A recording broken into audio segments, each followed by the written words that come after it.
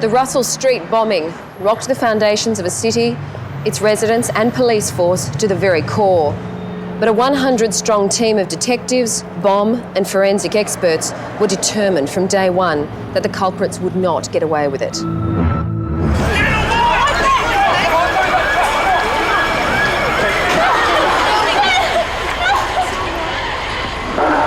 Stand by, unit calling urgent. 7507, we have people with injuries north of the complex. We require ambulance, please. I was heading to get some lunch from the Russell Street complex when it went off. I was thrown into the air probably about 20 metres and landed on the road and laying flat on my back. I actually thought initially I'd been hit by a car. My right leg was pretty badly damaged, so I just dragged that along the road to the wall of Russell Street. Street 150, we just had a large explosion occur outside the building. Car bomb, it seems, shattered all the windows at this office. Received. All of a sudden the building shook. There was a horrendous sound. There was a lot of black dust, very fine dust coming out of the wooden roof. The place just turned black. Glass came across my desk. I got up, had a look outside the broken windows, and there was this huge pour of black smoke going up the front. It was just obvious what had happened. There was no doubt whatsoever in my mind that it was a bomb. Russell 150 from the ranking fire officer. He believes it is a device, it is not gas. Big bang, window started to crack and off we went. That was the start of it all. And I just said, look, I'll get the bomb suit and let's go. And the whole feeling is that there's another bomb. 150, roger. Bomb disposal people have been sighted. The first bang is not the last bang. Is what I got taught by the military guys in Northern Ireland. The first bang was to suck you in, and the second bang was when it killed you. From Air 490, 2 cars were involved, one outside the north door, one outside the south door. The one outside the south door was suspected of holding the second bomb. And I start to walk down Russell Street towards the car. I had a rope round my waist so that if anything does happen to me, that he's got the rope to pull me back. You then see things on the road. I can see bits of explosions, detonators and whatever. And you know, well, if you stand on one of those detonators, it's a good chance you'll lose your foot. It looked like a war zone. I came around into the quadrangle of the old Melbourne Magistrates Court and saw this sight that you'll never forget. Her shoe was on fire. Her shirt was in tatters. Every time her heart beat, you'd see blood coming out of her. You could see skin hanging off her hands. I asked her name. She said her name was Angela. 22-year-old Angela Taylor lost the toss. Seconds before 1 p.m, she left the court building to buy lunch at the Russell Street Police Complex.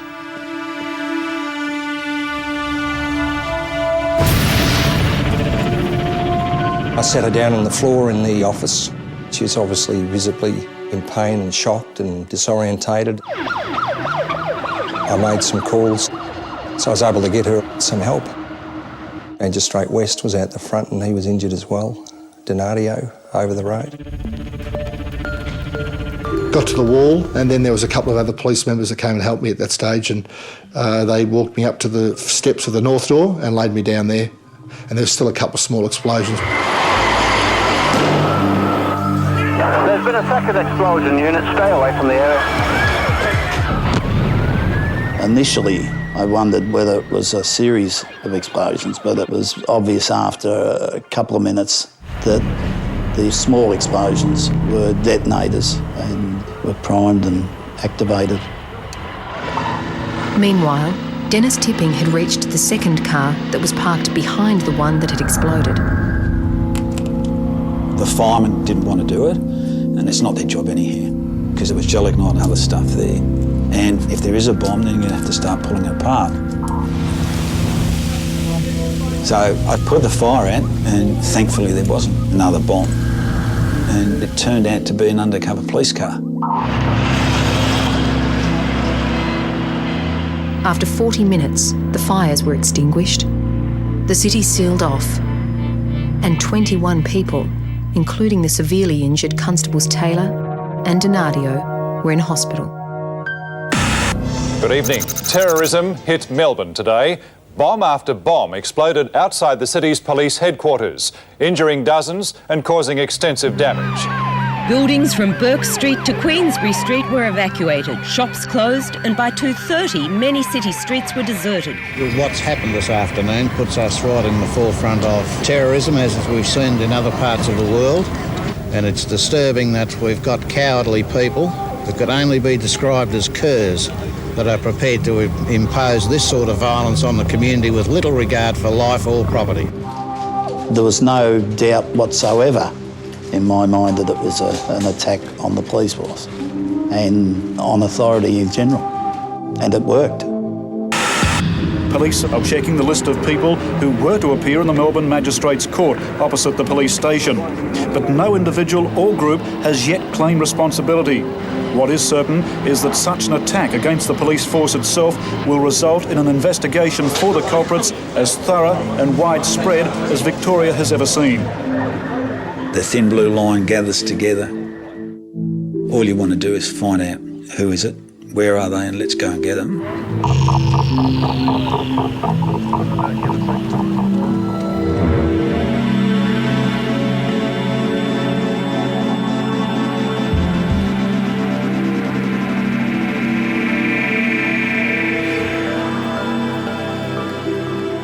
A car bomb had exploded outside the Russell Street Police Complex.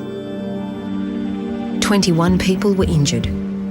Constable Angela Taylor was fighting for her life. The clue as to who was responsible lay in the debris that had scattered over several city blocks.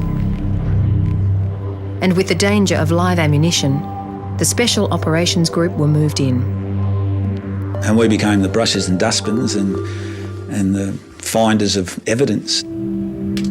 I think from memory we were there for nearly 5 days. Looking south along the corridor. We're now on the 3rd floor at the canteen. We found detonators inside Russell Street. We found a live detonator in the ladies' gymnasium up on the 4th floor. Some members of the Special Operations Group abseiled down the complex, searching for further clues, while others were on their hands and knees picking debris from the bitumen. They found a tyre, I think, and a wheel from the bomb car in the car park at the back of Russell Street. So it's literally flown over Russell Street, over the building at the back of Russell Street in the car park. Every piece was important. Like a large jigsaw puzzle, each piece of debris would give the forensic team a picture of what had gone on. It's important to collect all the debris because we need to reconstruct what took place. We were able to identify that the bomb car actually ended up several metres away from the actual seat of the explosion because there was a crater in the roadway and the bomb car was several metres further to the east. As you can see, it's approximately 15 centimetres deep at its deepest point, and the width is of the order of 1.5 metres. When we started to look at the bomb car, most of the damage was done to the rear of the vehicle, which seemed to indicate that the bomb had been placed in the boot of the vehicle. That's where the tow bar's gone in, and that's just forward of it where the diff would be. And that's north of differential oil on one side and explosive on the other. So it's got to be that way. So the diff gone then explosive has been just over the diff and in front of the diff. On further examination, we were able to identify that there was a secondary explosion between the front seats or on the centre console. The secondary explosion had been disrupted by the first one being the larger one in the boot.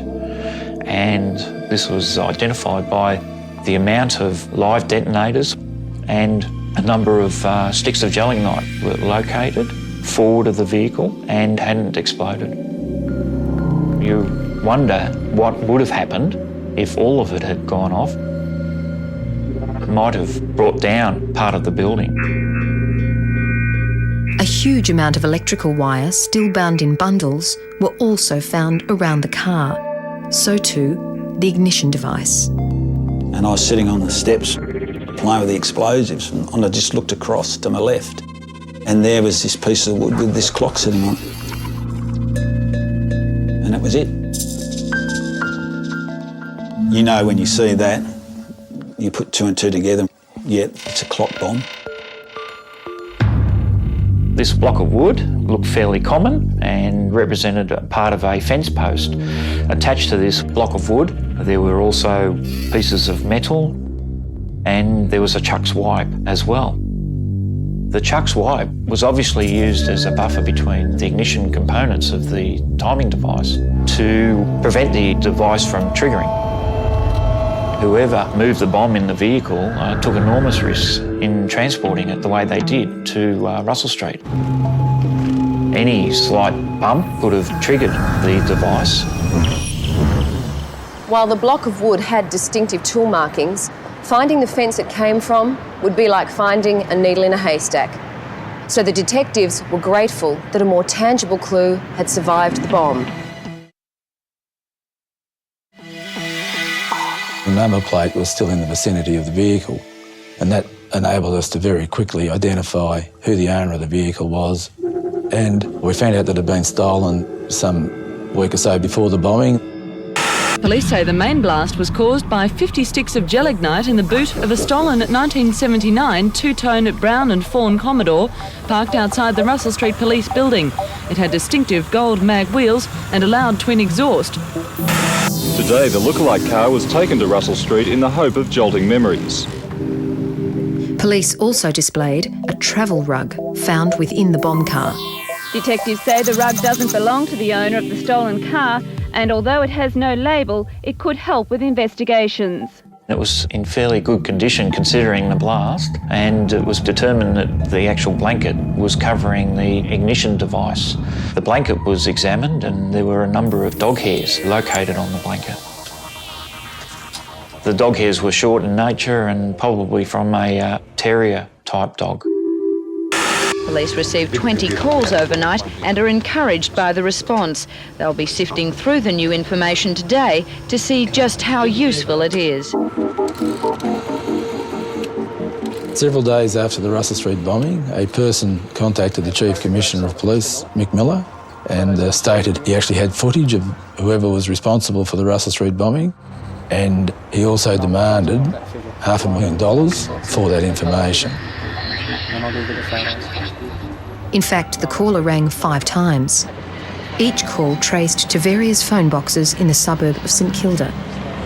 And then he stopped. We initially thought he was most probably a crank, but you can't ignore things like that. Premier John Cain and Chief Commissioner Mick Miller jointly announced the record $500,000 reward. But in a press conference, they refused to answer any questions on developments behind their decision. The offer of an amount of this magnitude might succeed in producing vital information. And I don't propose to divulge the nature of that information in case it might jeopardise this development. It was a tactical move. The anonymous caller was either legitimate and the case would be solved, or it was a hoax. Either way, detectives believed he would make contact again, and with few leads so far, they were counting on it.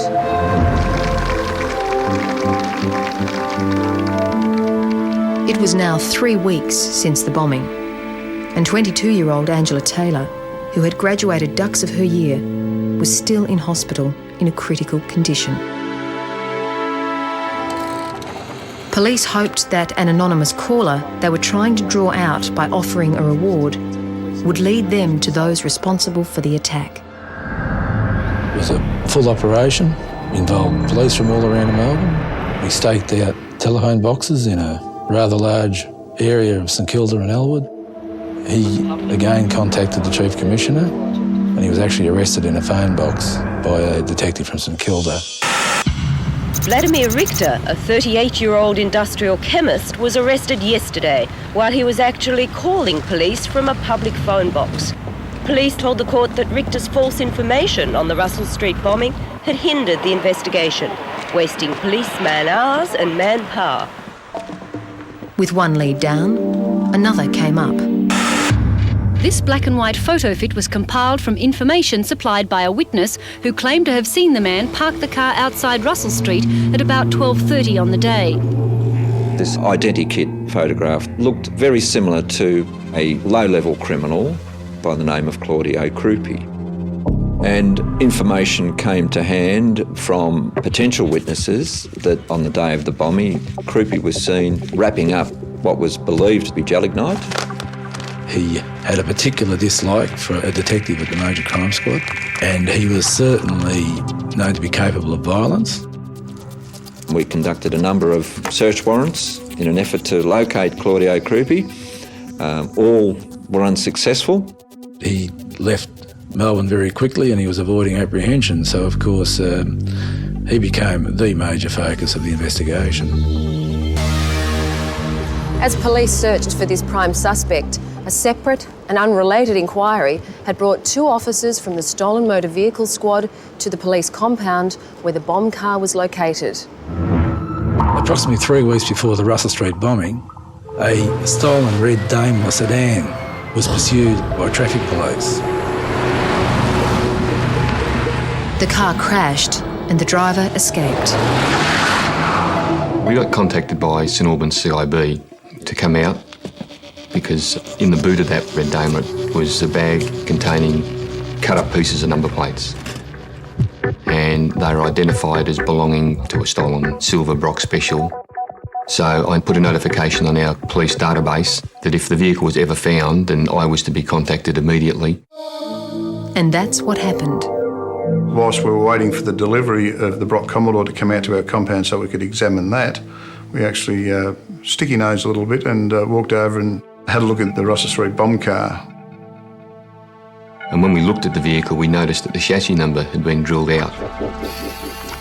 Normally what would happen is they would use an angle grinder to drill it. It takes longer time to cut them out, so that's unusual. We'd never seen that method before. I mean, for someone to drill the chassis number out is, in our opinion, strange. Meanwhile, the police had caught up with Claudio Crupi. 29-year-old Claudio David Crupi was taken before Chief Stipendiary Magistrate John Dugan.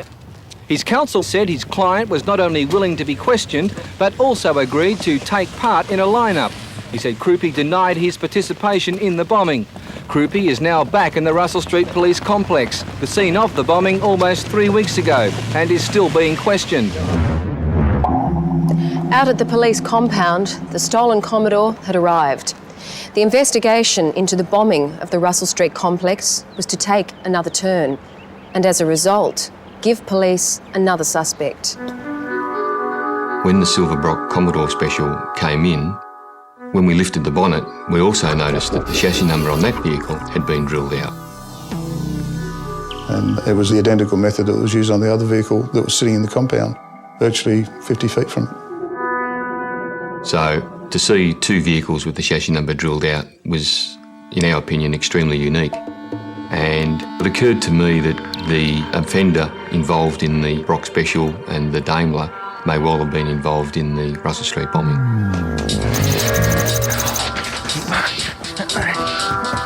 The squad now looked back at the incident 3 weeks before the bombing and the identification of the driver who had crashed the Daimler.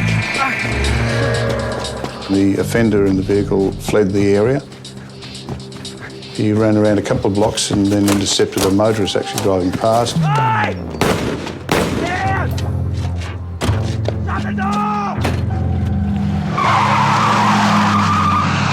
But the police officer who had been chasing the Daimler had caught sight of him. He was showing a series of photographs and identified a person known as Peter Reid. Peter Reid was known to the Motor Vehicle Squad in relation to other offences. He was currently being investigated and members of his family were being investigated in relation to stolen motor vehicles. The suspicion was that Peter Reid had been involved in what's known as rebirthing.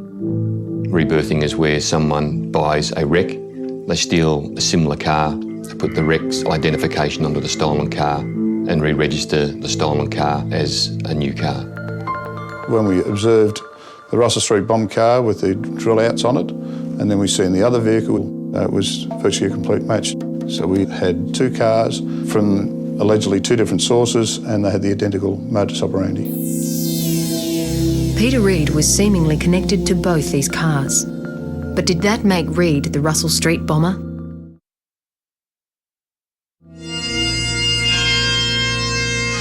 Or now, the murderer? More than 1,000 people gathered at the Glen Waverley Police Academy to pay tribute to the young policewoman variously described as vibrant, brilliant and forthright. Mourners included bomb victims Magistrate Ian West and Constable Carl Donadio. It was pretty upsetting. I recall the funeral pretty vividly. But it was good to go there and pay my respects to Angela. Outside the chapel, 500 police and emergency services personnel lined the route as the cortege made its way to the Springvale Crematorium for a private cremation.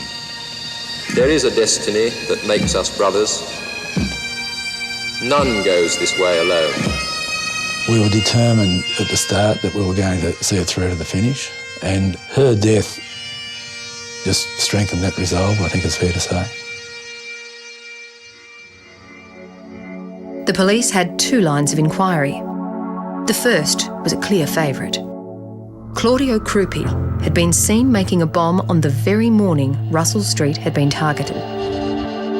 Lord Krupi was still the major focus of the investigation. The Silverbrook special line of inquiry was probably the second strongest line of inquiry we were following. The Silverbrook inquiry involved suspected car rebirther Peter Reid. But what flagged him as a person of interest in the Russell Street bombing was the fact that the Silverbrook Commodore had identical drill outs to those found in the bomb car. At the time we discovered the involvement and passed the information on to the Russell Street Bomb Task Force, we also became aware that the Armed Robbery Squad were also investigating Peter Reid in relation to a number of offences. Peter Reid was a person of particular interest to the Armed Robbery Squad in relation to the investigation into a number of particularly violent armed robberies on banks. In fact, that silver Commodore had been allegedly sighted crashing into a bank where a hold-up had taken place on the afternoon of the bombing. And we combined forces at that time and surveillance was undertaken of Peter Reid. As a consequence of this, a series of raids were conducted on the 25th of April, Anzac Day. The purpose of the raid was to find evidence in relation to stolen cars and any evidence that we may have found in relation to armed robberies that they may have been involved in, and whether or not there might have been some evidence to indicate their involvement in the Russell Street bombing. A number of the crew went to a bedroom on my right. I went to the bedroom on the left with Mark Wiley. I turned on the light. On the far wall was a complete window which, when you turn the light on, turned into a mirror. You can actually see Peter Reid on the bed in his underwear. I've moved in and sort of gone around to get vision at the edge of the door. He was in a combat position and he had a .45 calibre revolver in his hand and he was pointing it directly at me. That area is called the Tunnel of Death when you're doing raids. You're not sure where they are, but they know where you are. And I then turned around and said, Peter, it's John Bradbury from the Stolen Motor Vehicle Squad. Put the gun down. Now, Reid's response to that negotiation was to simply fire 2 shots back towards me. When he fired the first couple of shots, I realised that he was obviously determined to fight it out with the police. Now, those 2 shots just went straight past my nose. Using the glass as a mirror, I fired 2 shots out of the pump-action shotgun through the doorway. They went through the bedroom door and they were directed at him. I was reloading for the 3rd shot and I jammed the shotgun. I looked up and Reid was not in the position where I last saw him in the glass.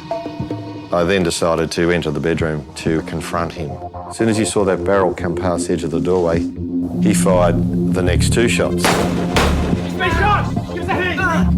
When people fire at you, everything seems to be in slow motion at the time. You can see the flashes of the gun, and although it's in a split second, it appears that it's been going on for about a minute. Clearly I knew that I'd been shot. It's just like getting hit by a truck. Reid jumped off the bed, came around from the window side and immediately pointed the firearm at me. He fired 2 shots directly at me and I returned fire with 2 shots. I noticed that he'd dropped to the ground. I kicked the gun out of his hand. We then handcuffed him. I had a ski parka on with an elasticised waist, and the bullet had gone straight through my body, but when I unzipped the elasticised waist of the parka, the slug fell on the ground, and I said to one of the detectives, I said, just mark that, because we've got the crime scene here now and I'm still in charge. Well, after the shooting incident, we got the forensic science people out to Reid's address. We found quite a large amount of evidence. A Magnum 45 was found in the bedroom where the shooting had taken place. There are a number of firearms that were located in the lounge room, and we identified that the serial numbers had been drilled out. And these were consistent with similarities on the bomb car chassis number and also on the silver Brock Commodore. Among other items that we collected from the lounge room were scanners. Their serial numbers had also been removed. And on the floor was a canvas haversack, and sitting on top of the haversack were 2 detonators. Naturally, our thoughts were, well, these detonators look very similar to those that were used in the Russell Street bombing. Inside the haversack, they found 4 neatly wrapped packages. On removing the newspaper, the contents were sticks of gelignite, the same or similar to what was used in the Russell Street bombing. So we were certainly on the right track in regard to identifying the suspects for the Russell Street bombing. But we were unable to find any building or fence line that fitted the block of wood that was located at the bomb scene. During the course of the surveillance on Peter Reid, surveillance had observed him going to an address at Harris Avenue, Nuttawading, on a number of occasions. And so that address was simultaneously raided by the various squads. There was nothing really to connect that address to the bombing apart from the fact that Peter Reid used to associate with it. The occupant of the house was Carl Zelenka. He had no criminal history. A couple of us spoke to Carl over a period of a couple of hours, and we asked him if he knew Peter Reid, and he denied it. And we knew that wasn't true, so we knew that Carl was keeping that from us. It was also obvious to us that he was carrying a rather heavy burden. And of course what we had to do then was find out what it actually was that he knew that he wasn't being forthcoming with. 28-year-old Peter Reid of Callista was released from hospital today and appeared at a preliminary hearing at the City Watch House. He was charged with 2 counts of attempted murder as well as 7 other charges, including armed robbery. When the fingerprint section dusted Peter Reid's house, they found a couple of pertinent prints. An identified fingerprint which was located on the Albury Border Morning Mail, which was wrapped around a number of sticks of explosives, was identified as belonging to Rodney Minogue, who had some criminal convictions. Also significance was another fingerprint, which was found on the toilet door, and that fingerprint was identified as belonging to Rodney's brother, Craig Minogue. They were fundamentally small-time criminals. And my personal feeling was that they were a part of the major jigsaw. There was no doubt. We ascertained Rodney and Peter Reid, in fact, served time in a prison together.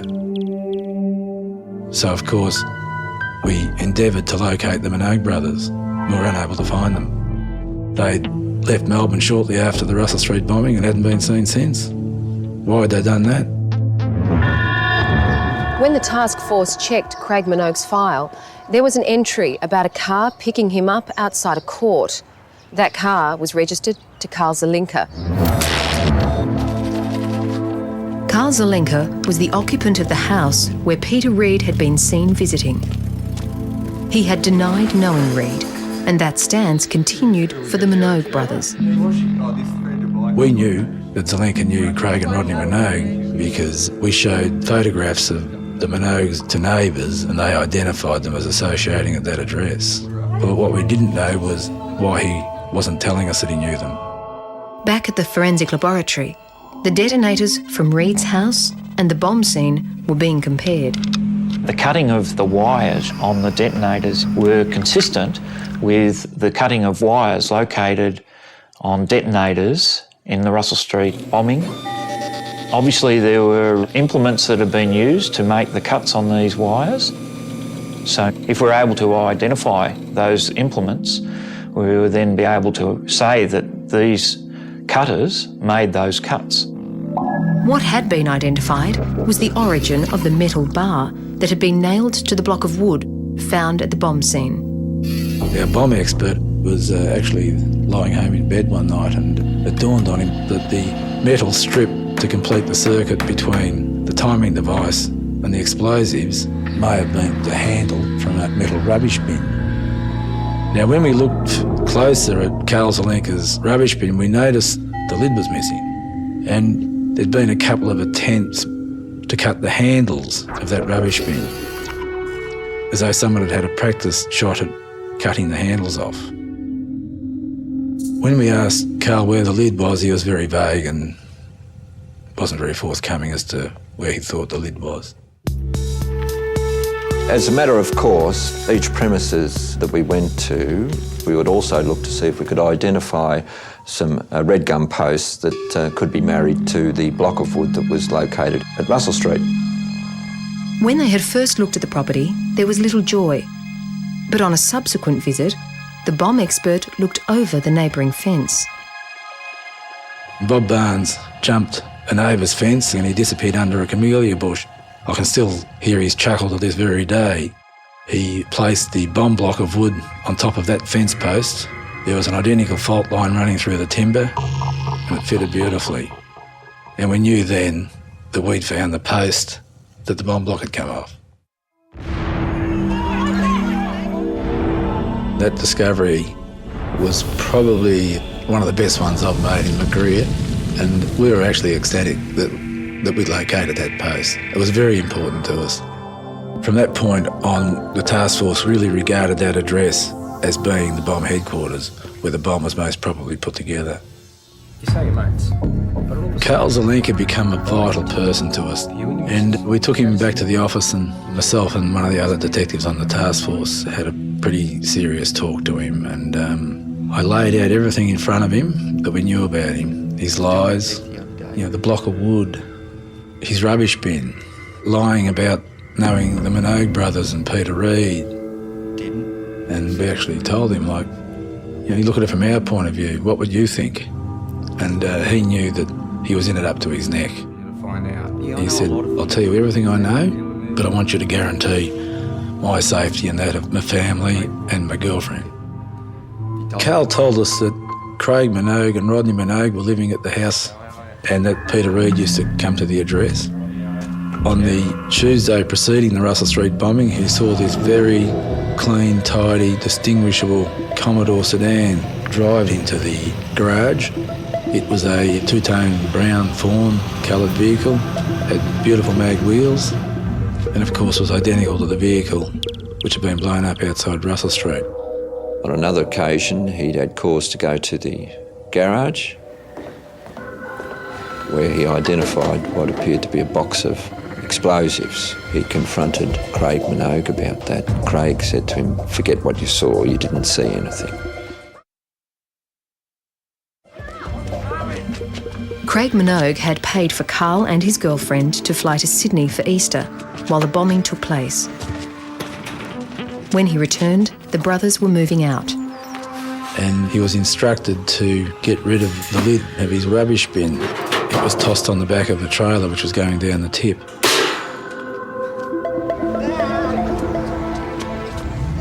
As a result of Carl's statement, Peter Reid was charged with the murder of Angela Taylor. I can't do it! I can't do it! Can you understand? Failure! But there was still the question, where were the Minogues? Carl Zelenka told us that the Minogue brothers and Peter Reid were visited by a fellow approximately 50 years of age. Carl only knew him as Stan the Man and that he lived in the country. With a description from Carl Zelenka and a check through the criminal records for aliases, the task force identified Stanley Brian Taylor. This man was a most violent and vicious criminal. His prior convictions dated back to stealing fish in 1949 at the age of 12. And much of his adult life had been spent in jail. In the late 70s, he was released from prison and, to all intent and purpose, had reformed himself. His occupation was being a mentor to people who'd been involved in crime, giving them guidance to avoid a life of crime such as Stan himself had experienced. Was this the case? Had Stan the Man gone to the bomb house to guide the Minogue brothers and Reid against a life of crime? Or was he there to lend his knowledge? It was obvious this man would never change. His ilk do not change. Pressure was on the detectives to find the 3 outstanding suspects believed to be involved in the bombing of Russell Street and the murder of Angela Taylor. We established that Craig and Rodney Minogue had bought a house in Birchip and that they were living not far from Stan Taylor. The houses were raided. Stan Taylor was arrested. Good old Stan, he put his hands in the air and told us that he knew that Craig and Rodney had blown up Russell Street. It didn't surprise me at all. Stanley Taylor is what can be commonly referred to as an old lag. You say nothing that will identify cohorts publicly, but privately you do whatever deal you can with the police in order to protect your own skin. Stan is a typical coward. When the pressure was on, he folded up very quickly. When we went to the Minogues' address, they weren't home, and Stan kindly volunteered us the name of the motel they were staying at. This morning, the Special Operations Group raided a motel at Swan Hill. There they found 2 men who were questioned for some hours.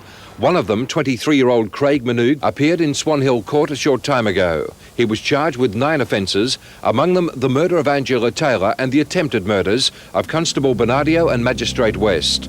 The man's 20-year-old brother is still being questioned. While the brothers were in custody, their house was being forensically examined. A number of items were located. There were firearms and there was a high-speed engraving unit. Also at that address was a terrier-type dog. The hairs that were collected from the terrier were consistent in size and colour to the hairs that were located on the blanket collected at the Russell Street bombing. Back at the laboratory, I used the engraving burr to drill into old firearms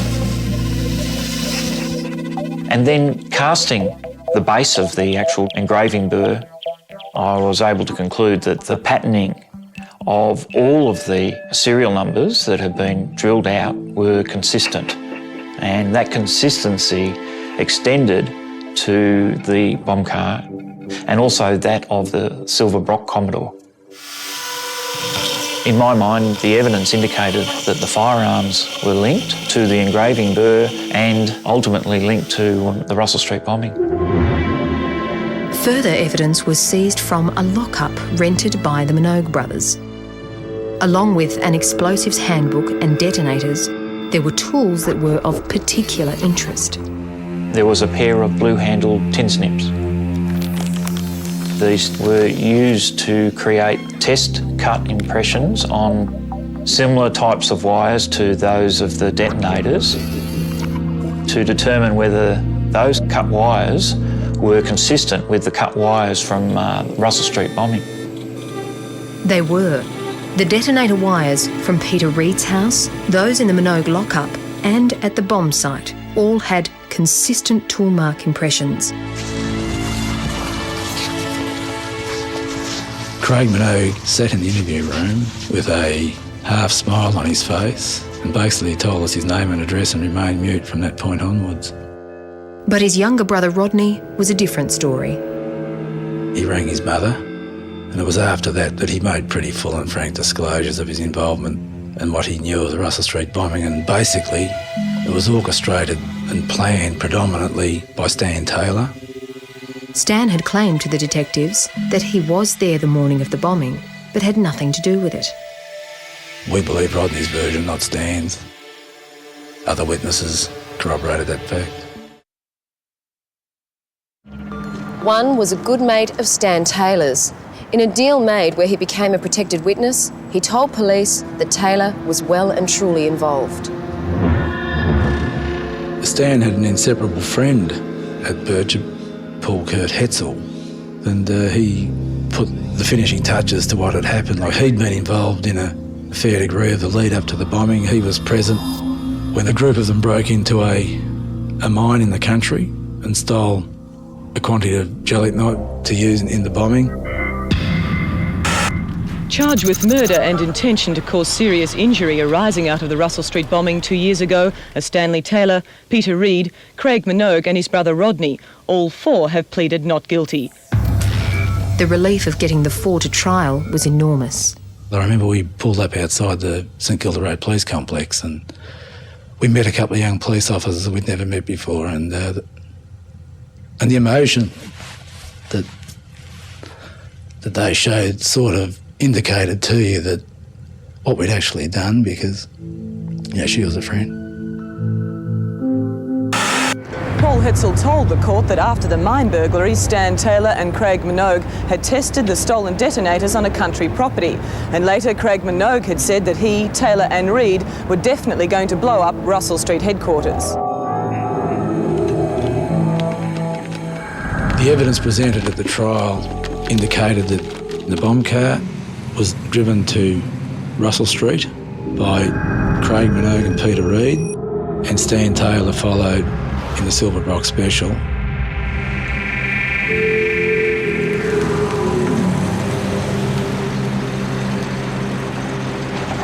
The car was then parked outside the southern door of the Russell Street Police Complex. The chuck swipe removed and the bomb was set.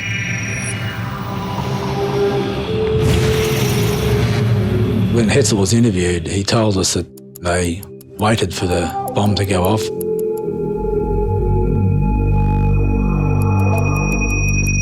When 1 o'clock arrived, they were a little bit concerned that they may not have set it correctly. When it eventually detonated, there was a fair degree of joy in the car. So we were quietly confident we had sufficient evidence to convict the main players in it. Stanley Taylor, Peter Reid, Craig Minogue and his brother Rodney arrived at the Supreme Court again this morning to await verdict, but not before letting their feelings known as they entered the court.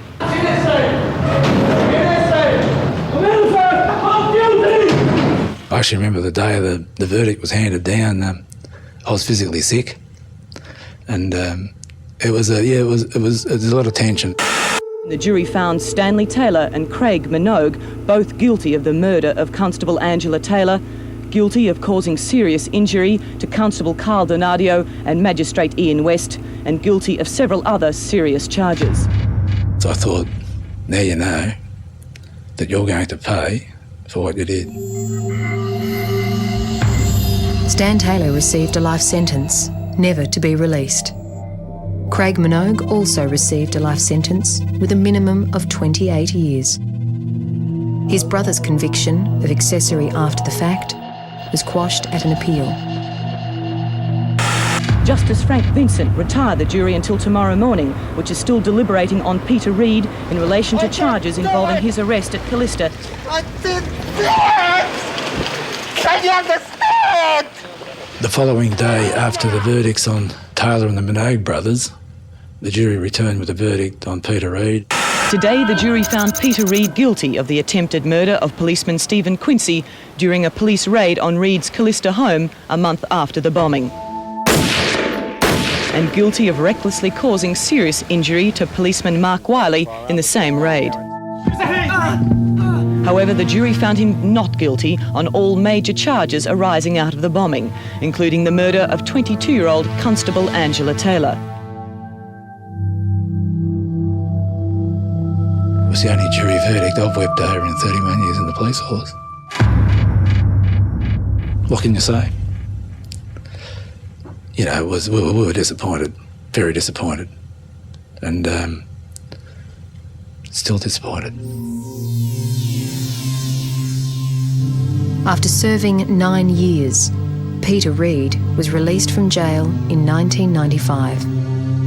The town of Caddo Springs, Texas, never forgot the night the desert went silent. One streetlight flickering over an empty highway, a teenage girl walking home from a Friday football game, and a scream.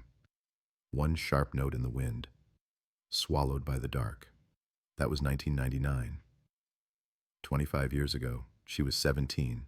Her name was Lacey Dunn, honor student, drumline captain, the kind of girl who waved to the crossing guard every morning, and by sunrise she was gone. Her backpack found at the edge of County Road 47, straps torn, zipper open, textbooks scattered like bones, a single shoe in the ditch, nothing else. Police came fast. Flashlights cut through the brush, dogs sniffed the sand, but the desert gives nothing back. No footprints, no tire tracks, just wind. Within hours, the search had gone from rescue to recovery. The community gathered at the high school gym, praying she'd come home. Mothers held candles, fathers clenched fists. Reporters called it the perfect Texas mystery. And by the time her body was found, 40 miles south, under a dry creek bridge, the town had already learned how to whisper. It was the kind of crime that cracked the surface of a place, the kind of story that never really ends. The sheriff said the body had been there for days, maybe longer, no rain to wash away the evidence, just dust. Her hands tied with speaker wire, her jacket gone, no sign of sexual assault, no robbery, no reason, just violence, cold, deliberate, silent, the kind that leaves investigators staring at walls long after midnight. They pulled fibers, scraped soil, sent samples to Austin. Nothing matched, nothing spoke. The killer had erased himself. Rumors moved faster than facts. A drifter seen at the diner, a boyfriend from another town, a teacher who stayed late too often. People started locking doors that had never known locks.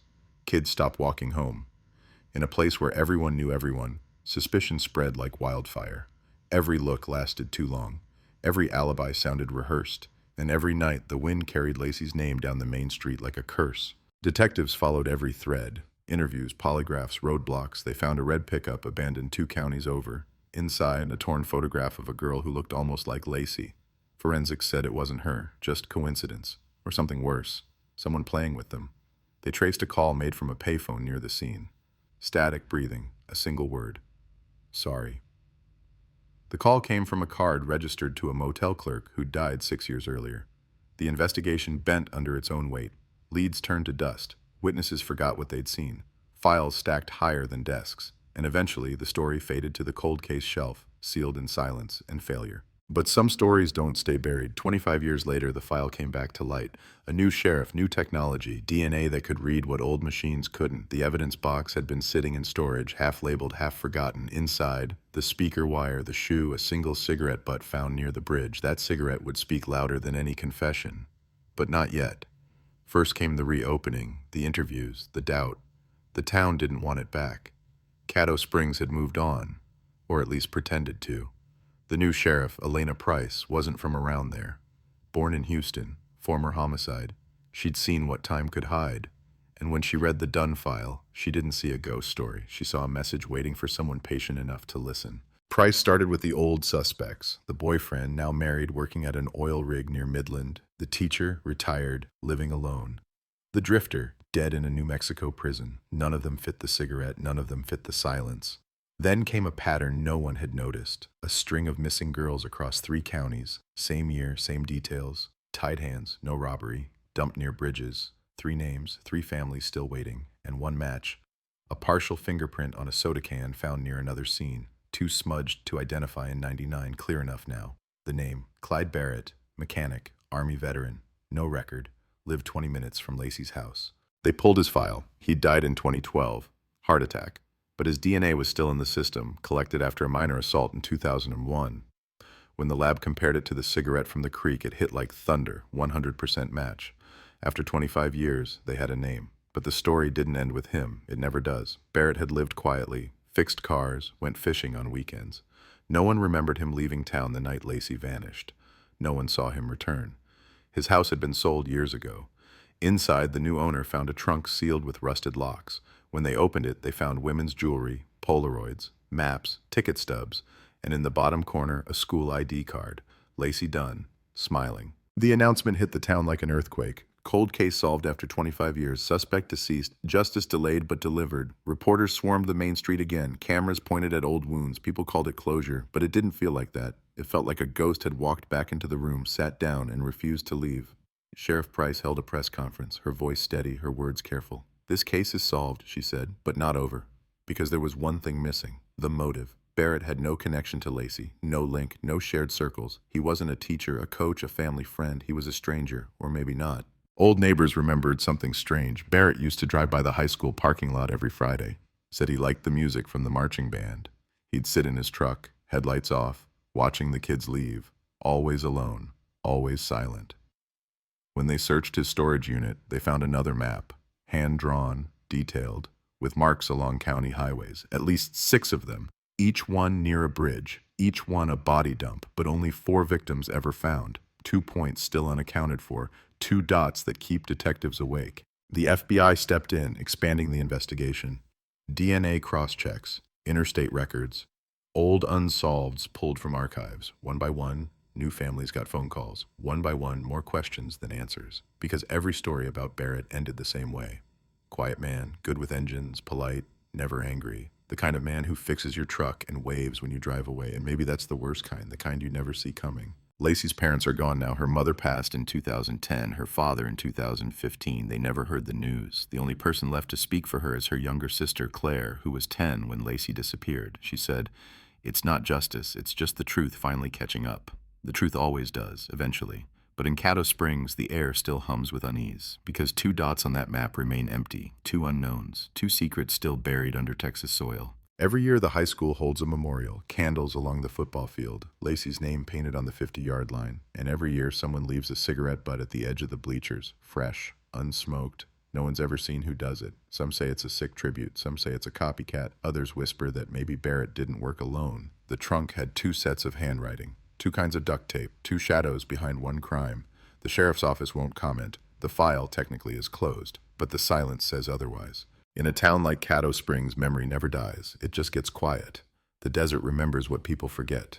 The wind still passes over the old bridge where they found her, rusted now, half collapsed. Travelers say you can hear footsteps there at night, soft on the gravel, like someone walking home.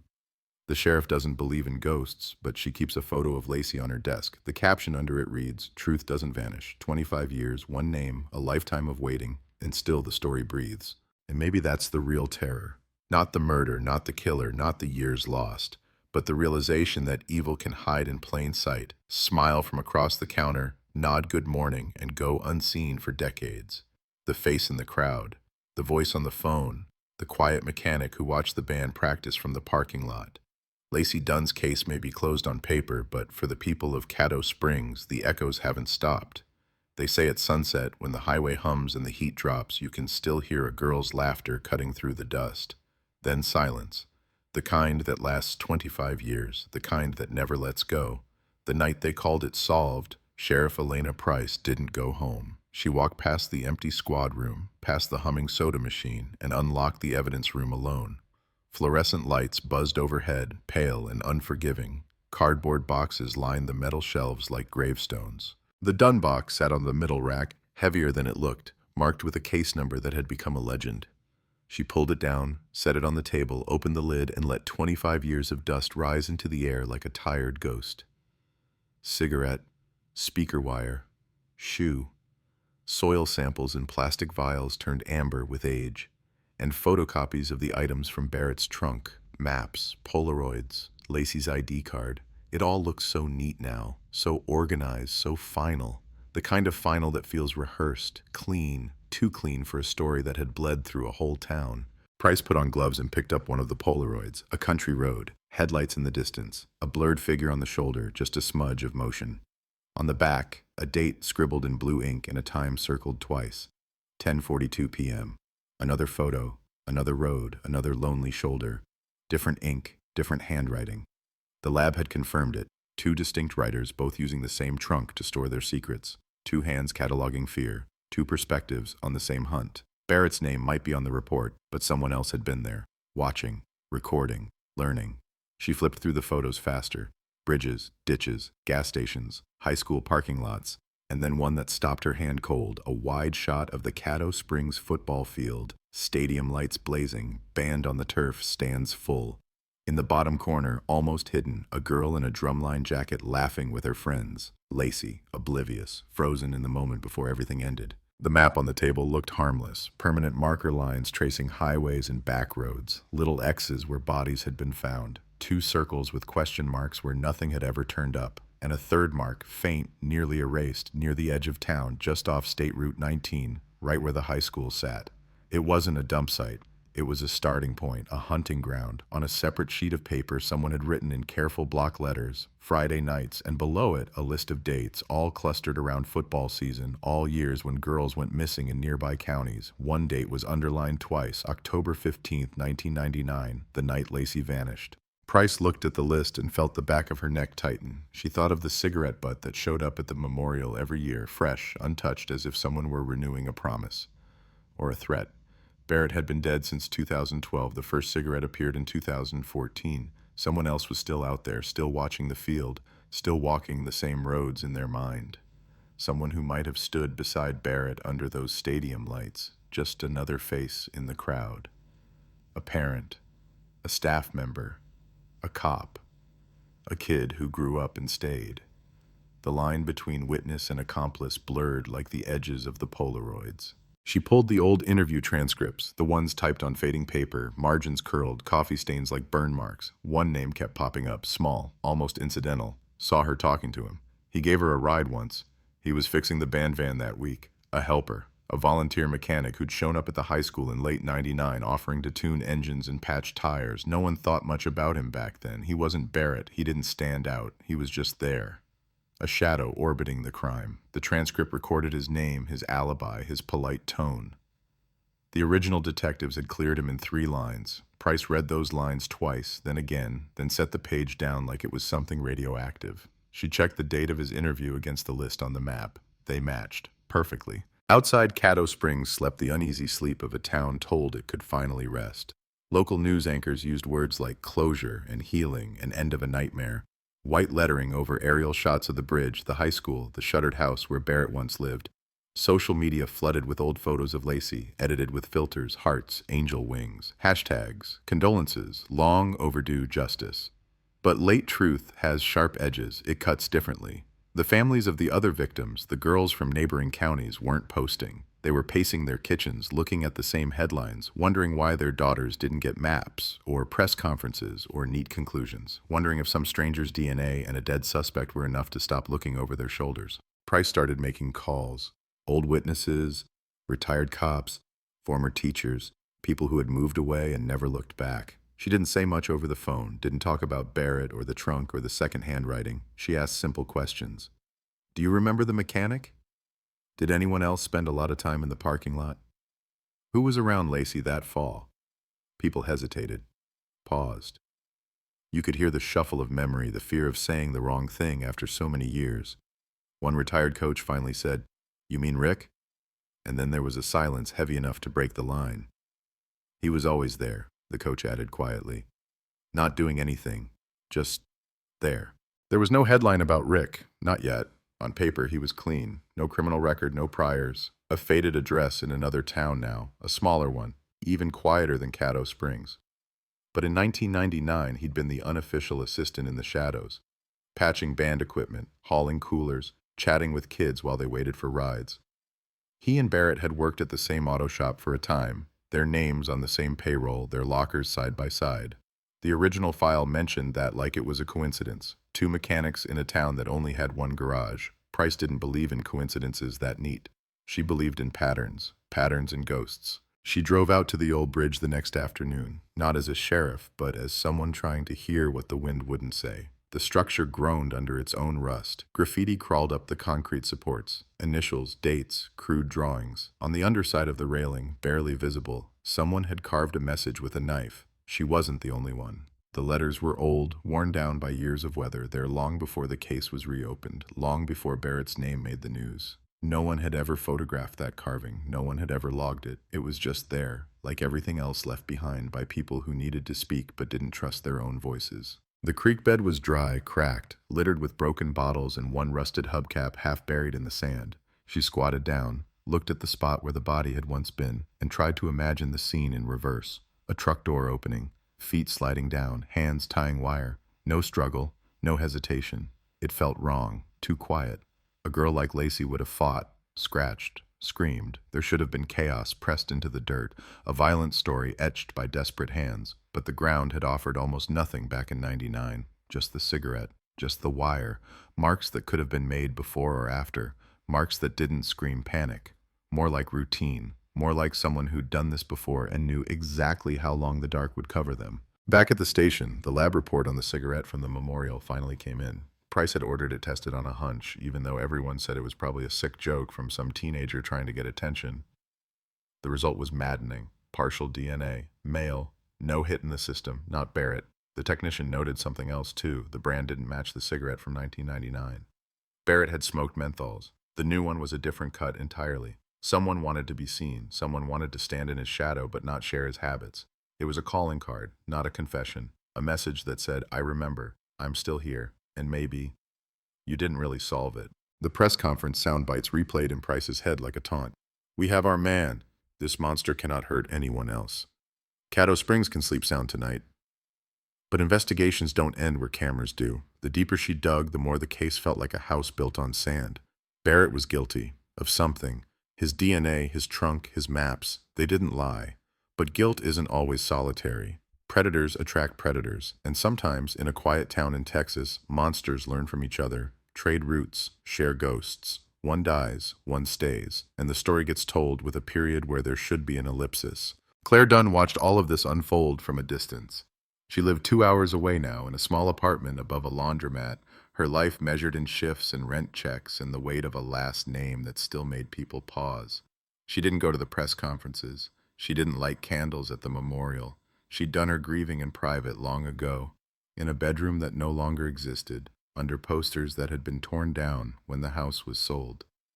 When she got the call about Barrett, she listened, said thank you, hung up, and sat in silence for an hour. Then she opened the box under her bed, the one with her sister's things, the ones she'd kept. A bracelet, a hairbrush, a crumpled note with a doodle, and a folded piece of paper Lacey had once used as a bookmark, a hand-drawn schedule of Friday games, circled dates, little hearts next to some of them. October 15th had a heart and a question mark. Next to it, in rushed handwriting, ask about ride, no name, just that. A question never answered. Price tried calling Claire twice, voicemails, no response, but she didn't need Claire to confirm what her instincts already screamed. There was another layer to the story, another person in the orbit, a ride, a mechanic, a volunteer, a second set of handwriting in the trunk, the unfinished marks on the map, the fresh cigarettes at the memorial, the carving under the bridge. The town wanted an ending, the headlines demanded one, but every thread she pulled revealed another knot. At night, when the station quieted and the chatter on the radio turned to static, Price would spread the photos and maps across her desk and trace the lines with her finger. County Road 47, the bridge, the auto shop, the high school, Barrett's old trailer, Rick's old apartment above the convenience store. The routes overlapped like veins, pulsing under the skin of the town. Somewhere in that web was the answer to the question that had never been printed in bold. Who was standing next to him that night? Or worse, who was teaching whom? Out in Caddo Springs, life went on with a brittle smile. The diner reopened with a Justice for Lacey poster near the register. The high school dedicated a bench in a small memorial garden behind the gym. Parents still brought their kids to games, but they watched the parking lot now. Eyes scanning faces, checking shadows. People said the right things. Thank God they finally got him. At least the family can rest. It's over now. But under the surface, the question mark on that old map glowed like a warning sign. Because somewhere, in a house with drawn curtains, a garage with the door shut, or a truck parked just out of sight, someone else knew the truth about that October night. Someone had carried the other end of the speaker wire. Someone had watched Lacey Dunn walk down that dark stretch of road and never forgotten the sound of her footsteps disappearing into the Texas dust. The first time Sheriff Elena Price saw Rick Holloway in person, he didn't look like a man carrying ghosts. He looked like a man carrying groceries. He stepped out of a faded blue sedan in front of a small brick house 2 towns over, paper bags in his arms, keys clenched between his teeth. Mid-50s now, graying at the temples, work boots, a shirt with a hardware store logo. A man who could blend into any crowd, stand on any sidewalk, and never catch your eye. He saw her badge before he saw her face, and in that tiny half-second, something flickered across his expression. Not guilt, not fear, but recognition. As if he'd been waiting for this knock on his door for a very long time. They talked at his kitchen table. No handcuffs, no tape recorder on the surface, just Price's notebook and a coffee mug she didn't touch. The room smelled like old wood and frying oil. A ceiling fan whispered overhead. On the wall, a calendar with a lake scene, a few dates circled, none of them October 15th. He didn't ask why she'd come. He didn't have to. The Dunn case was everywhere. Barrett's face on the news. Barrett's name in every headline. Rick stirred sugar into his coffee with slow, steady movements, then finally said, "You're here about Lacey." He said her name like a memory he'd rehearsed. Not too soft, not too sharp. Balanced, practiced.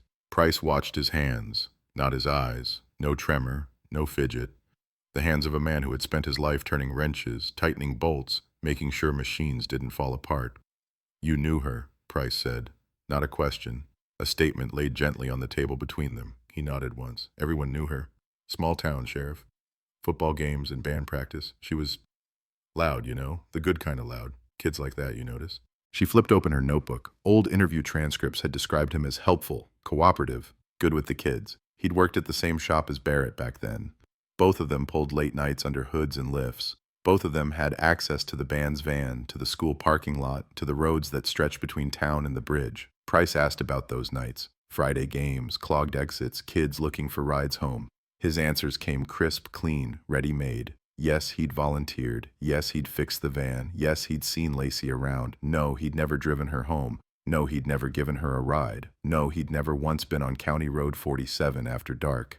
"That's funny," Price said quietly, tapping her pen against the margin. "Because someone remembers you talking to her that night, near the parking lot, near the road." He shifted in his chair. Not much, just a subtle rebalancing of weight, a man checking his footing. "People remember a lot of things wrong after 25 years, he said. "You know that better than anyone." There it was, the deflection, wrapped in a compliment. She let it hang in the air and didn't bite. Instead, she asked about Barrett, co-worker, friend, shadow. Rick's jaw tightened almost imperceptibly. "We weren't close," he said. "He was quiet, kept to himself, did his job. I didn't go fishing with him or anything." The words sounded true on the surface, but there was no grief, no anger, no surprise, just a flat line where emotion should have been. "Did you ever ride out with him?" Price pushed. "Late night calls, breakdowns on the highway, that kind of thing." He took a slow sip of coffee. "Sometimes. Shop needed the work. People call, you go. You don't check the clock when you fix someone's car." Her gaze drifted to the fridge, where a single photograph was stuck under a magnet. A younger Rick standing next to a pickup, hood up, grinning. On the tailgate in the blurry background sat another man, half turned away, hat pulled low, just a sliver of a face, enough for Price to feel her heart stutter. She recognized the jawline from old booking photos and driver's license scans. Barrett, in this kitchen, on this man's refrigerator, preserved under a magnet like a harmless old memory. "You kept that," she said softly. Rick's eyes followed hers, and for the first time his composure cracked just a hair. "Old picture," he said. "Didn't think about it." The conversation stayed polite. It stayed controlled. He answered everything and nothing at the same time. When she asked where he'd been on October 15th, 1999, he gave the same alibi he'd given back then. At the shop until 10, then home, alone, watching late TV, no one to vouch, no receipts, just his word. It had been enough when the case was young and everyone was staring at other suspects. Now, under the weight of DNA and maps and graves, it sounded thin. "You ever go to the memorial?" she asked, last question, voice flat. He frowned, genuinely puzzled, or a good simulation of it. "For Lacey? No, I don't. I don't go back there much. He looked her in the eye and added, Some of us moved on, Sheriff. She left without showing him the map, without mentioning the second handwriting, without saying the word accomplice. On the drive back, the sky went red and gold, the kind of Texas sunset that makes the horizon look like it's on fire. Her phone buzzed on the passenger seat. A text from the lab. Trunk paper. Second handwriting, likely younger, less pressure, different dominant hand. Younger, less pressure, different hand. Not Barrett teaching a peer. Barrett orbiting someone newer, someone who learned quickly, someone who might still be learning. In a small apartment above the laundromat, Claire Dunn finally hit play on a news clip she'd been avoiding. Sheriff Price at a podium. Microphones like a bouquet in front of her. The words she already knew. DNA. Clyde Barrett. Breakthrough. Justice. Claire watched without blinking, arms wrapped around her knees, back against the wall. The camera cut to the bridge, to the high school, to a yearbook photo of Lacey that never aged, to a shot of Barrett's house. Then, for a fraction of a second, it flashed to the old auto shop, its sign half fallen, windows dark, and standing just out of focus near the edge of the frame, almost invisible, a familiar outline. Broad shoulders, work boots, cap pulled low. The news anchor's voice rolled over it, never acknowledging, never naming. Claire's thumb froze on the pause button. She leaned closer to the screen, heart pounding in her ears. She didn't know his name, but she had seen that shape before, in the parking lot, near the band van. On the edge of her sister's world, she didn't call the sheriff, not yet. Instead, she opened her box of memories again, fingers moving faster now, searching for something she hadn't realized she'd kept. A flyer from the auto shop, crumpled, torn at one corner, advertising free checkups for school staff. A handwritten note across the bottom in blue ink. Tell your sis I can take a look at her car after the game, R. No last name, just an initial, a small offer, a small trap. Claire stared at the loop of the letter, the slight tilt of the words.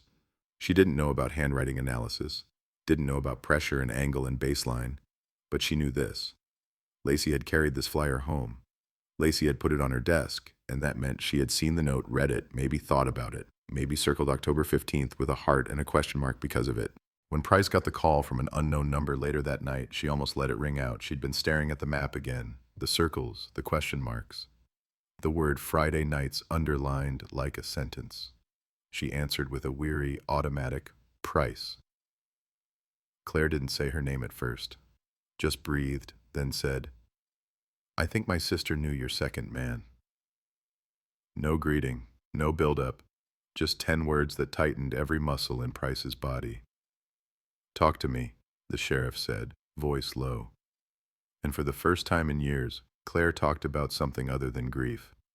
She talked about ink on flyers, about half-remembered conversations in kitchens, about a man hanging around the house that fall, fixing squeaky hinges and offering to check the oil, always at the right time, always with the right smile. Mom liked him, Claire said, her voice drifting, brittle.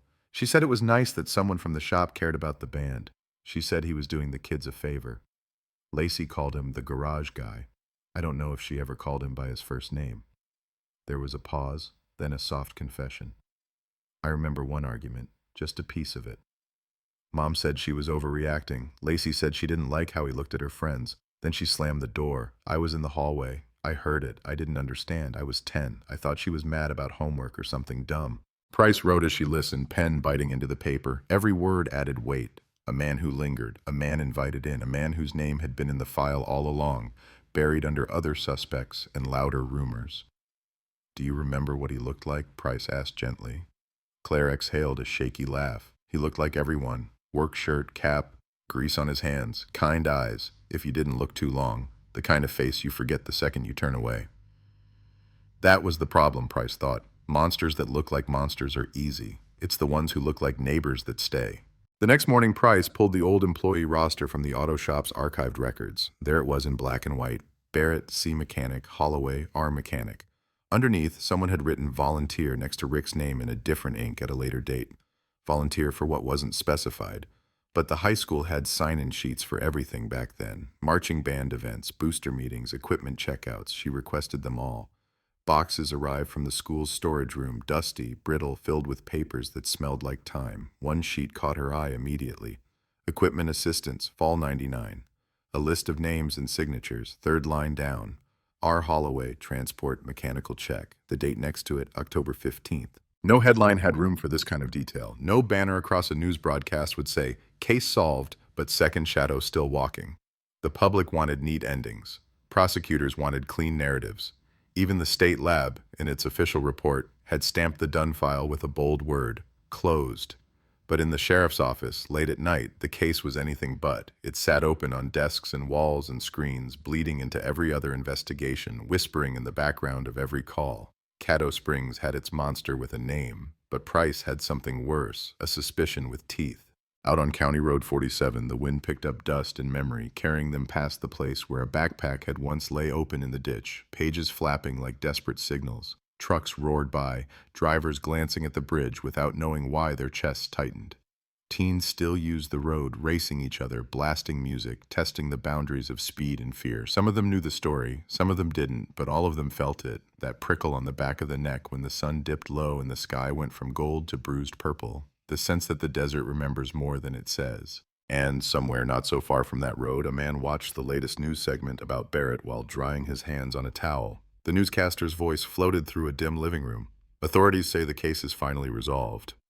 He turned off the TV before the sentence finished, the screen going black, his own reflection staring back at him for a moment in the glass. He didn't smile. He didn't flinch. He just listened to the sudden quiet and for a long time did not move at all.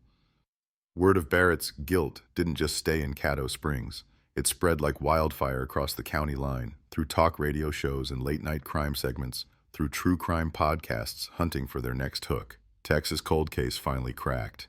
Teen's murder solved after 25 years.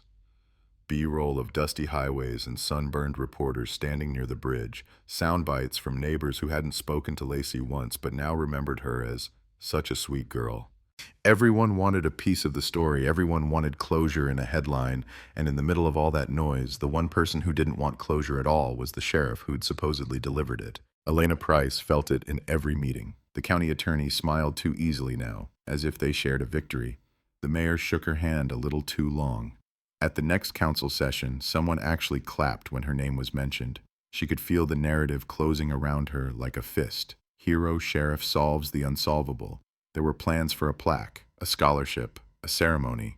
She nodded in the right places, said the right phrases, honor, community, never forgot, while the second handwriting gnawed at the back of her brain like an animal trapped in the dark. The word closed, stamped on the file, felt less like resolution and more like a muzzle. She needed something concrete, not instincts, not suspicions, evidence, the kind that could cut through years of dust and bureaucracy. She went back to the basics, the thing that never lies when you strip the noise away. Timelines. Who was where, when, and for how long. She spread them across a long table in the squad room, lines of ink tracing 25-year-old movements, Barrett's logs from the shop, Rick's supposed shifts, game schedules, patrol reports, incoming calls, witness statements. She mapped them hour by hour on the week Lacey vanished. Colored markers on a calendar, a visual heartbeat of the town. One gap glared back at her like a missing tooth. Friday, 9:45 p.m. to 11:10 p.m. Barrett unaccounted for. Rick supposedly at the shop finishing up according to his own statement. No clock in, no clock out, just his word. Meanwhile, the band wrapped up at 9:30. Lacey was last seen at 9:40 leaving the stadium, backpack over her shoulder. The drive from the high school to the bridge took just over 30 minutes. Time enough for a car to pull alongside a girl on a dark stretch of road. Time enough to end a life and arrange a scene. Too much time for coincidence, not enough to forgive holes. She checked the old dispatch logs again. At 10:03, a call came in from the edge of town, an anonymous male reporting a stalled car near Route 19. By the time an officer reached the area, there was nothing there. No car, no caller, just empty road. The report writer had dismissed it back then as a prank or a wrong location, but the voice on the call had said something that stuck out now. She looks stuck, a choice of words with a gender, not they, not a car. She, as if he knew. As if he'd already reduced her to a problem that needed fixing, like a belt slipping or a flat tire. She, stuck. Price pulled the audio from archives, a thin strip of sound warped by years. Static. A man's voice, mid-range, calm. No panic, no urgency. Got a car out near 19, just past the turnoff. She looks stuck. Might need a tow. The dispatcher's voice bored. Name? A short pause, the kind of pause that means someone making a decision in real time. Then, Rick. No last name, just that. Like a dare. Like a test to see if anyone was paying attention. The call had never been linked to the case, never followed up. No one had connected a stuck girl on a highway to a missing teen walking home, not when there were boyfriends to interrogate and drifters to hunt. Now the audio felt explosive. It put Rick on the road that night, gave him eyes on a girl alone. It didn't prove he'd stopped, but it proved he'd seen. That was enough to rip the word closed off the file in her mind. Officially, nothing changed. On paper, Barrett still owned the nightmare. But inside the sheriff's office, the Dunn case shifted from a solved story to something much uglier. A solved enough story. A story tied up neatly for public consumption while its real bleeding core was still out there, walking around in work boots. Price called in her most trusted deputy, Morales, a man who'd been in middle school when Lacey vanished and still talked about that autumn like something that had shaped his childhood. She played him the call, watched his jaw tighten. "That's him," Morales said quietly. "Holloway. I've talked to him a few times. Same cadence, same little drop on the R." She nodded. It matched her own gut, but she needed someone else to say it. Confirmation felt like another brick in a wall she was building against a town that didn't want any more construction. "Officially, we're done," she said. "Unofficially, we're not." Morales gave a grim half-smile. "Unofficial is where all the real work happens anyway, Sheriff." They started quietly, running Holloway's name through everything they had access to. Old traffic stops, employment records, property purchases, previous addresses. Every time they thought they'd hit the edge of his life, another faint line appeared. Another rental, another job, another town with its own small mysteries. Girls gone missing off bus stops. Women found in ditches states away. Nothing they could tie directly to him. But the pattern was there, just out of reach, like fingerprints wiped with a dirty rag. Back in her apartment, Claire tried to decide if she was brave or stupid for reopening wounds. She kept dragging her sister's box out, pouring it onto the floor, examining the same items with new eyes. That flyer. That note. That question mark. She replayed half-buried arguments in her head, fragments of names overheard through bedroom doors. The brain is a cruel archivist. It stores everything, but it doesn't label the shelves. She wanted one clear memory, her sister saying Rick with anger in her voice, or fear, or something sharp enough to cut through time. Instead, she got softer scenes. Lacey rolling her eyes, Lacey slamming a door, Lacey saying, "Mom, he's just weird." Claire couldn't remember if she'd ever heard his name attached. She considered going back to Caddo Springs. The thought made her stomach flip. That town was a mausoleum in her mind, every street haunted, every storefront a gravestone. But she also knew that staying away meant surrendering the story to other people, to press, to cops, to strangers on the internet. If there was another man in the shadows of her sister's last night, she wanted to see his face in person before anyone else. She booked the bus ticket online, fingers shaking. One seat, one way. She'd figure out the rest later. The bus rolled into Caddo Springs under a high, merciless sun. Nothing about the town looked the same, and everything did. Pizza place now where the video store used to be. Gas station replaced the old grocery. But the shape of the streets, the smell of hot asphalt and fried food, the way the wind skimmed low across the pavement, that was unchanged. People glanced at her as she stepped down with a small bag, their stares sliding off her like they almost recognized her and didn't want to. She could see it in their eyes. She looks like someone. She looks like a ghost. The sheriff's office sat on the same corner it had always sat, squat and brick, American flag beating itself against a pole. Price looked up from her desk when Claire walked in and knew immediately who she was. Grief has a way of carving families with the same knife. Lacey had been light. Claire was the echo of that light filtered through years of darkness. "You shouldn't have come alone," Price said before she could stop herself. Claire shrugged. "I've been alone with this my whole life, Sheriff. Being here doesn't change that." They sat in the small interview room, the same room where Lacey's parents had once answered questions through tears and shock. Claire refused coffee, took water, didn't drink it. Price laid the flyer on the table, next to a photocopy of the equipment sign-in sheet, next to a printed transcript of the dispatch call. She watched Claire's eyes move from one piece to the next, widening but not surprised. This wasn't news. This was confirmation of a fear she'd carried in the dark for years without a name. "You think it's him," Claire said quietly. "This Holloway." "I think he's not telling us everything," Price answered, choosing each word like it might explode in her hand. "I think your sister crossed paths with him more than once. I think Barrett didn't work alone. But thinking isn't enough. Not for charging, not for headlines, not for the state. Claire let out a slow breath. I don't care about the state, she said. I care about the truth, even if it doesn't fit on TV. Price slid a tablet across the table. On the screen, a still frame from the news clip Claire had watched in her apartment, the shot of the auto shop, the blurred man near the edge. Magnified now, sharpened as much as technology allowed, the cap, the jawline, the stance. Is this the man who came to your house? Price asked. The room went silent. The air thickened. Claire studied it for a long time, then nodded once, so slowly it was almost invisible. If it's not, she whispered, it might as well be. That's him, or his shadow. There are moments when investigations hinge on things that aren't admissible. Recognitions, instincts, the way someone's voice catches on a certain word. None of it would hold up in court without more. But for a working sheriff and a grieving sister, it was enough to push forward, enough to tilt the world slightly off its axis. Price knew she had to tread carefully now.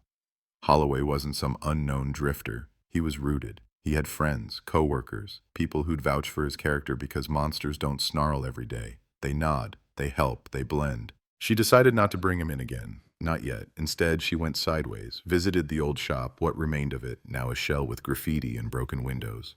Talked to the current owner, who'd bought the lot cheap and turned the back half into storage. Found, in a mislabeled box in a dusty corner, stacks of old receipts, handwritten logs, service notes from the late 90s. One, dated October 16th, caught her eye.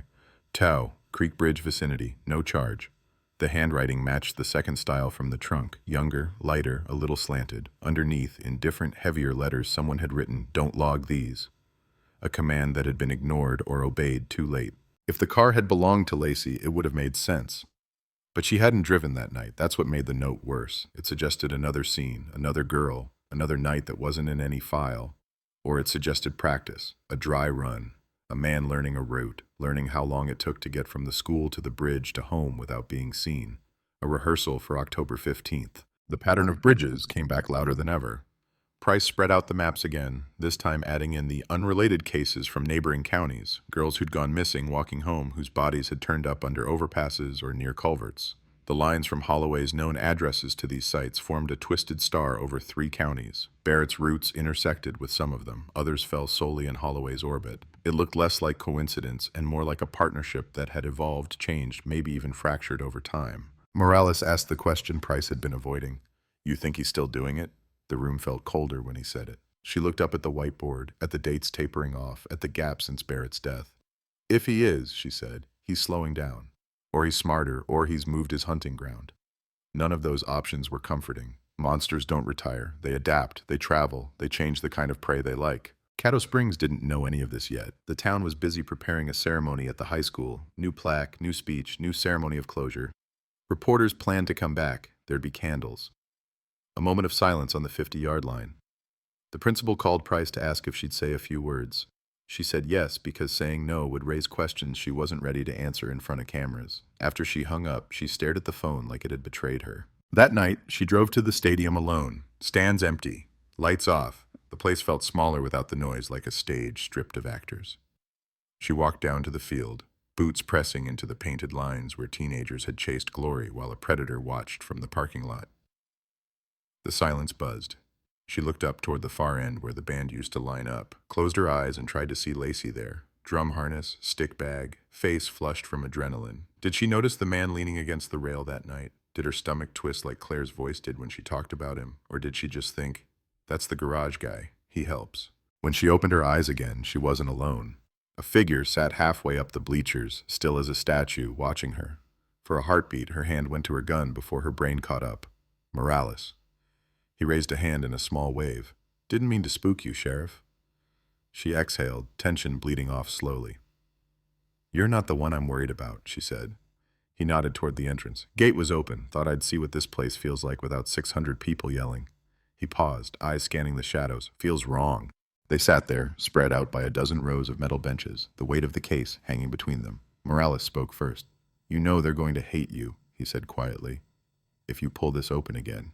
After the ceremony, after the speeches, they'll say you're obsessed, that you're dragging the town through hell for a theory. Price didn't answer right away. She watched a moth circle one of the dead stadium lights, banging itself against the glass, refusing to accept there was nothing there. They can hate me, she finally said. They don't have to look at the trunk. They don't have to listen to the calls. They don't have to sit with Claire when she asks me if I think her sister was the only girl he followed home. She stood, the decision settling in her bones like concrete. I'm not letting a second monster retire on my watch.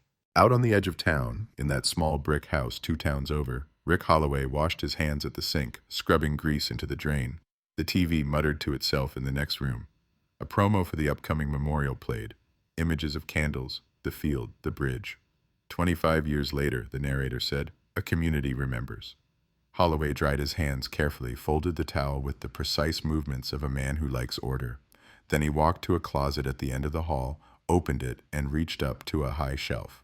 His fingers brushed against a cardboard box, worn, familiar. Inside, among old manuals and receipts and a bent photo of a pickup under a Texas sky, lay a single folded program from a high school football game, the date on the front, October 15th, 1999.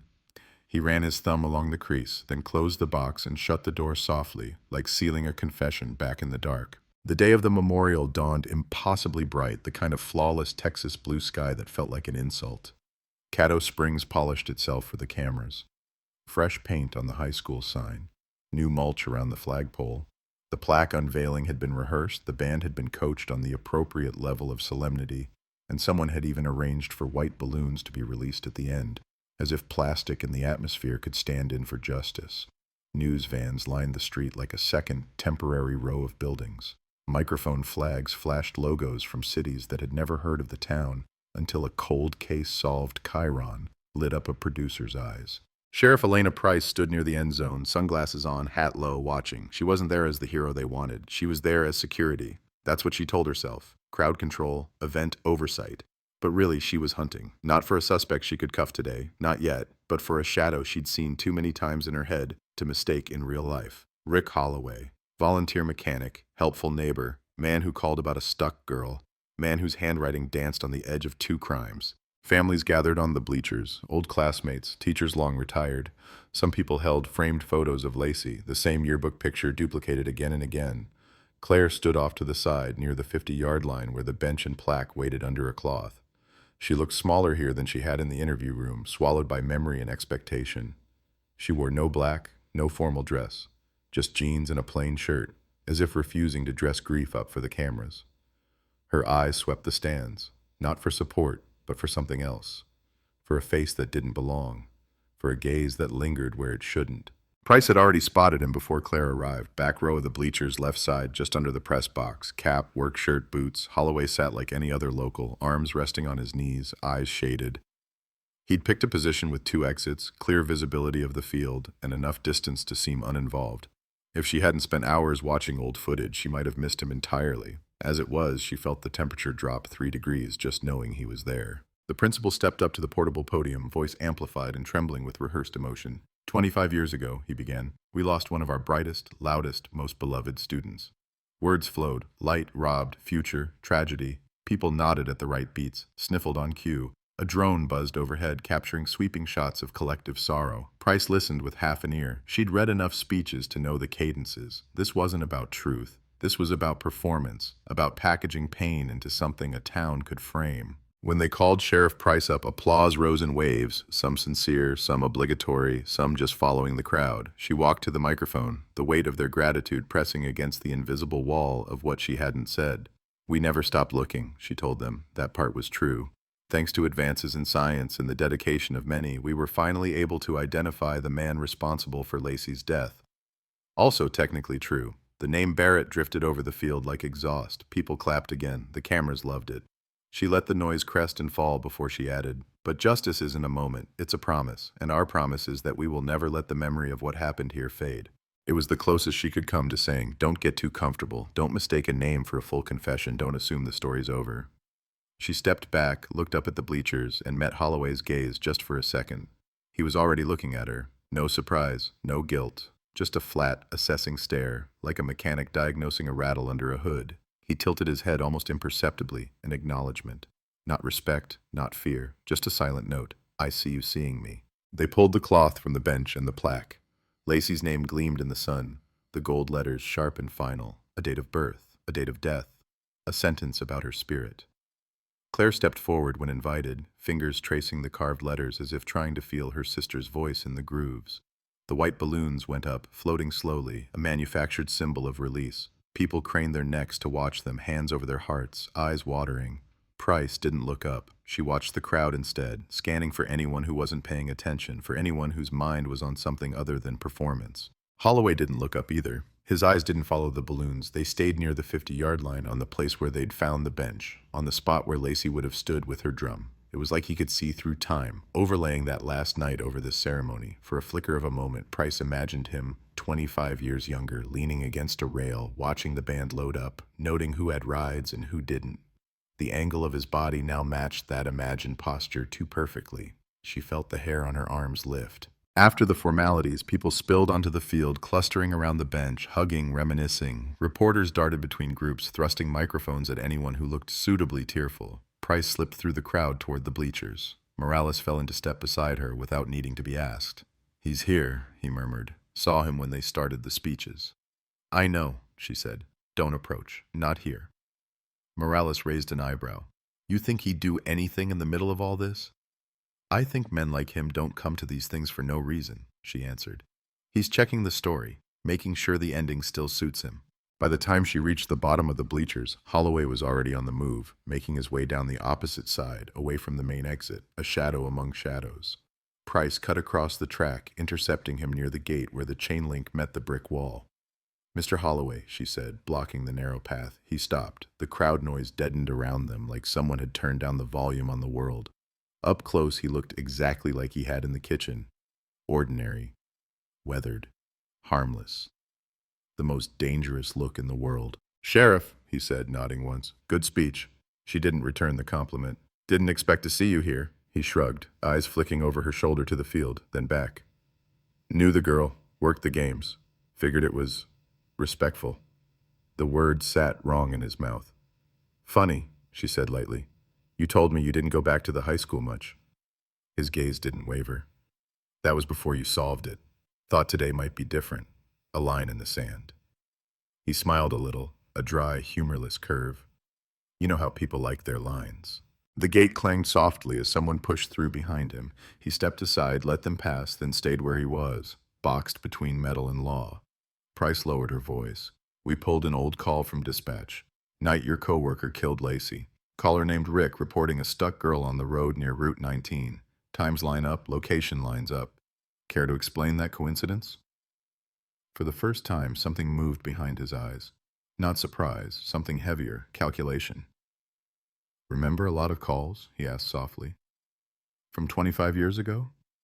"Sheriff, I don't remember where I parked last Tuesday." She leaned in just enough that he had to smell the coffee on her breath. "I think you remember that night just fine," she said. "I think you've been replaying it for a quarter of a century. I think you came here today to watch your own ghost story get an ending it doesn't deserve." His jaw tightened briefly, then relaxed. He looked past her again toward the plaque, toward Claire standing alone now while a reporter tried to coax her into saying something on camera. "I think some people need their ghosts to stay put," he murmured, "for their own good."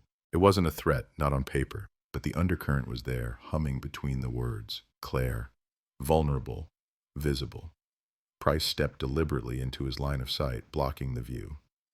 "Mr. Holloway, let me be clear. I know Barrett didn't do this alone. I know your handwriting is all over the edges of this case. I know you were on that road." She kept her voice even, almost casual, like they were discussing parking violations. "And I know you're smart enough to realize the only reason you're walking out of this gate today is because I don't have enough yet. The word landed between them like a small bomb. He held her gaze longer this time, as if weighing just how much she knew and how much she was bluffing. Then he gave a tiny nod, more to himself than to her, and stepped sideways, slipping through the gate. "Careful, Sheriff," he said without turning around. "You stare at old stories too long. You start seeing things that aren't there." He walked away, merging with the crowd outside the fence, becoming just another man in a cap crossing a parking lot. Morales appeared at her side, pulse visible at his throat. "That was public," he said. "If he lawyers up, he'll make noise about harassment." "Let him," Price said. "Sometimes noise flushes things out." She scanned the lot, watching Holloway's figure grow smaller, then vanish behind a row of vehicles. "Tail?" Morales asked. She shook her head. "Not today. He expects it today. Let him think we're satisfied with the plaque." On the far side of the field, Claire finally broke free from the reporter. Their questions had been the same as always. "How does it feel? Is this closure? What would you say to your sister if she were here today? She'd answered in clipped sentences, giving them nothing they could spin into inspirational montages. When she saw Price walking back across the grass, she braced herself. "He was here, wasn't he?" she asked before the sheriff could speak. Price nodded. "Back row." Claire swallowed hard, throat working. "Did he look proud?" The question was simple, brutal. "No," Price said. It was the truth, or as much of it as she could parse. He looked satisfied. Claire flinched like someone had flicked a switchblade open nearby. "You going to arrest him?" she asked, voice barely above a whisper. "Can you?"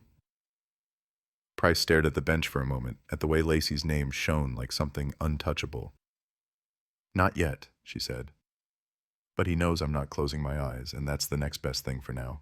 That night, Price sat in her office with the lights off, the glow from the computer screen painting her face an unhealthy blue. On it was a grainy still from a security camera overlooking the stadium parking lot, pulled from a dusty box the school's facilities manager had forgotten they even had. The footage was a miracle of neglect. No one had overwritten the tapes because no one had remembered they existed.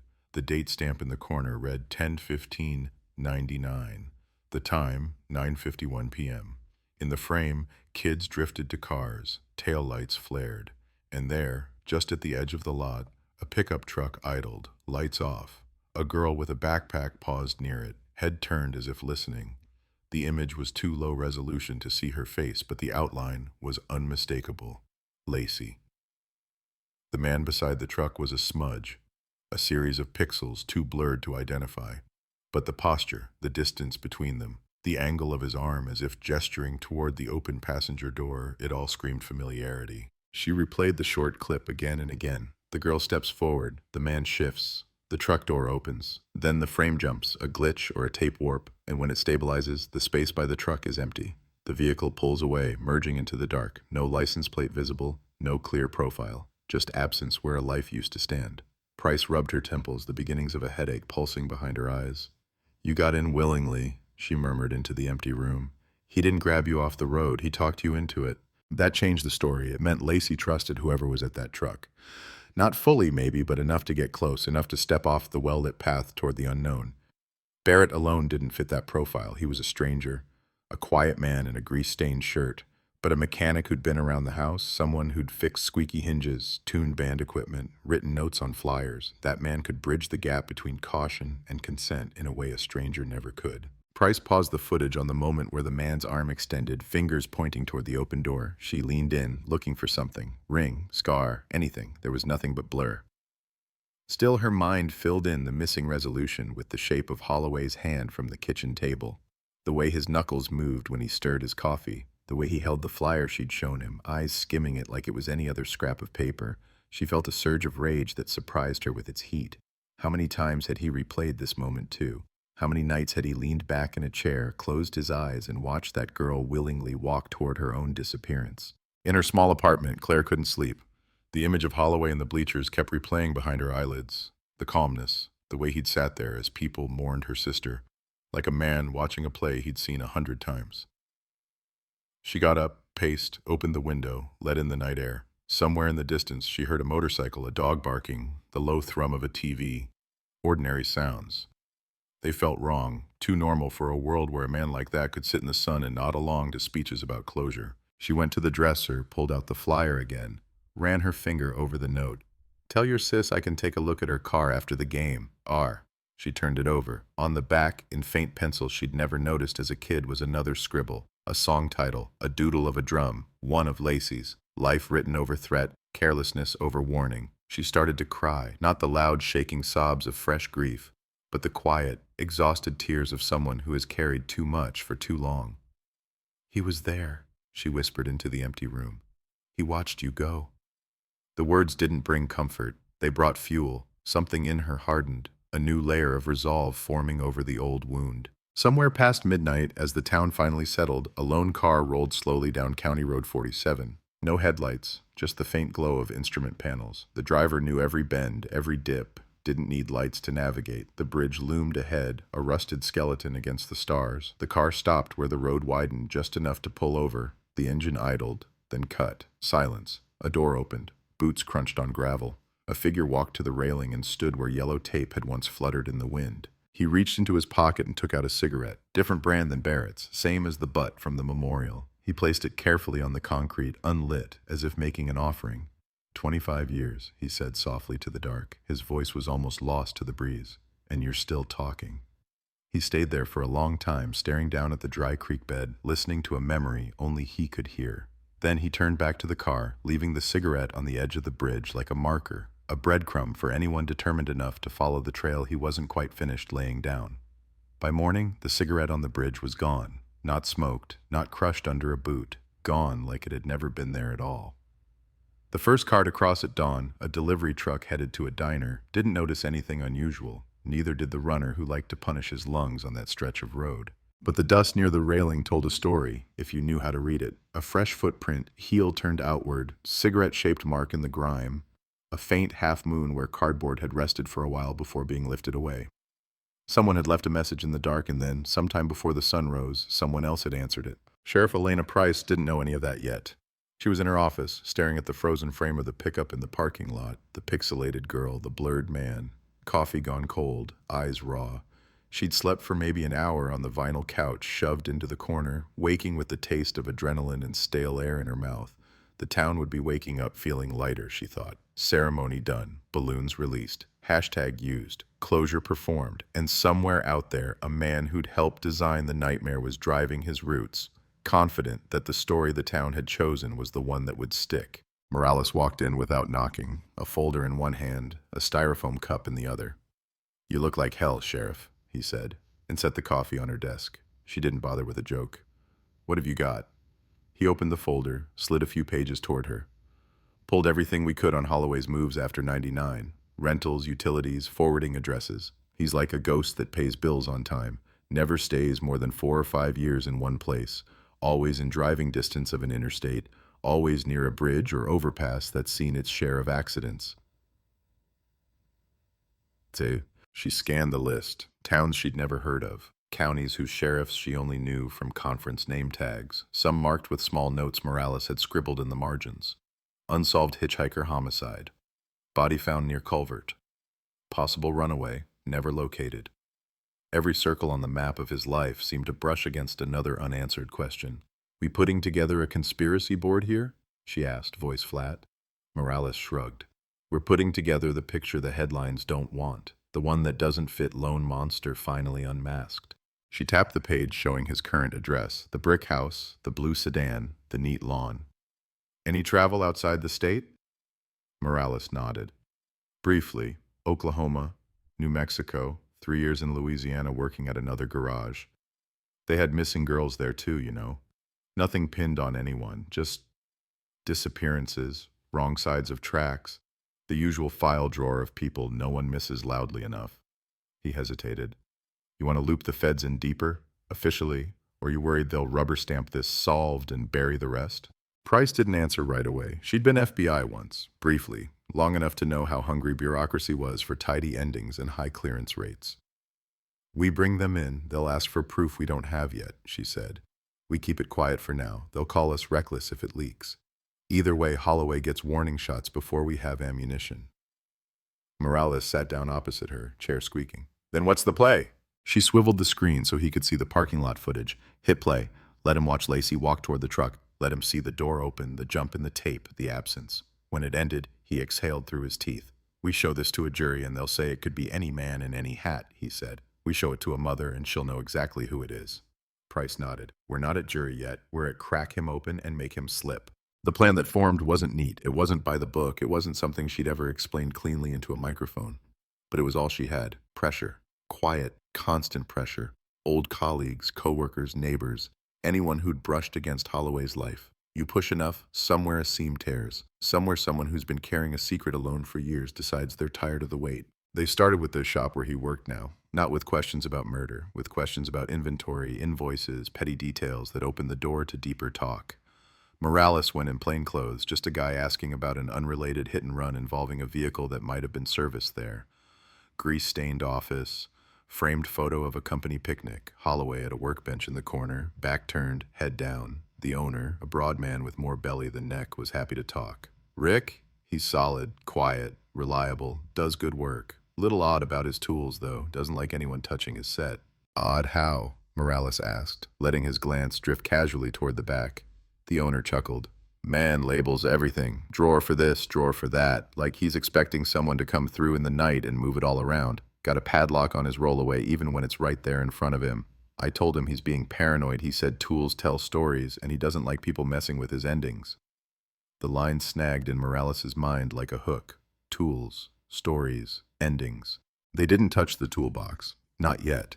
That would require warrants, and warrants required more than gut and a bad feeling. Instead, they pulled employee stories. He leave town much? Morales asked. Long weekends, sudden trips? The owner frowned, thinking. He's steady, doesn't call in sick, takes a week off here and there. Hunting, he says. Doesn't bring back much meat, far as I've seen. He laughed again. Maybe he just likes the quiet. Quiet, always the quiet with men like that. They live in the spaces between words, between shifts, between seasons. They slip out when everyone else is looking the other way. They come back with nothing visible on their hands and sleep fine. Back at the sheriff's office, Price started making calls. County after county, sheriff after sheriff. Looking at an old associate of our solved case, she'd say, careful with the phrasing, wondering if his name ever floated through your files. Most said no, a few said maybe. One in Oklahoma went still when she gave the name. We had a Jane Doe under a bridge off I-44, he said slowly. About 11 years ago, no ID. We ran prints, nada, bruising on the wrists, no sign of sexual assault, no robbery, dumped neat. His words echoed her own reports from long ago.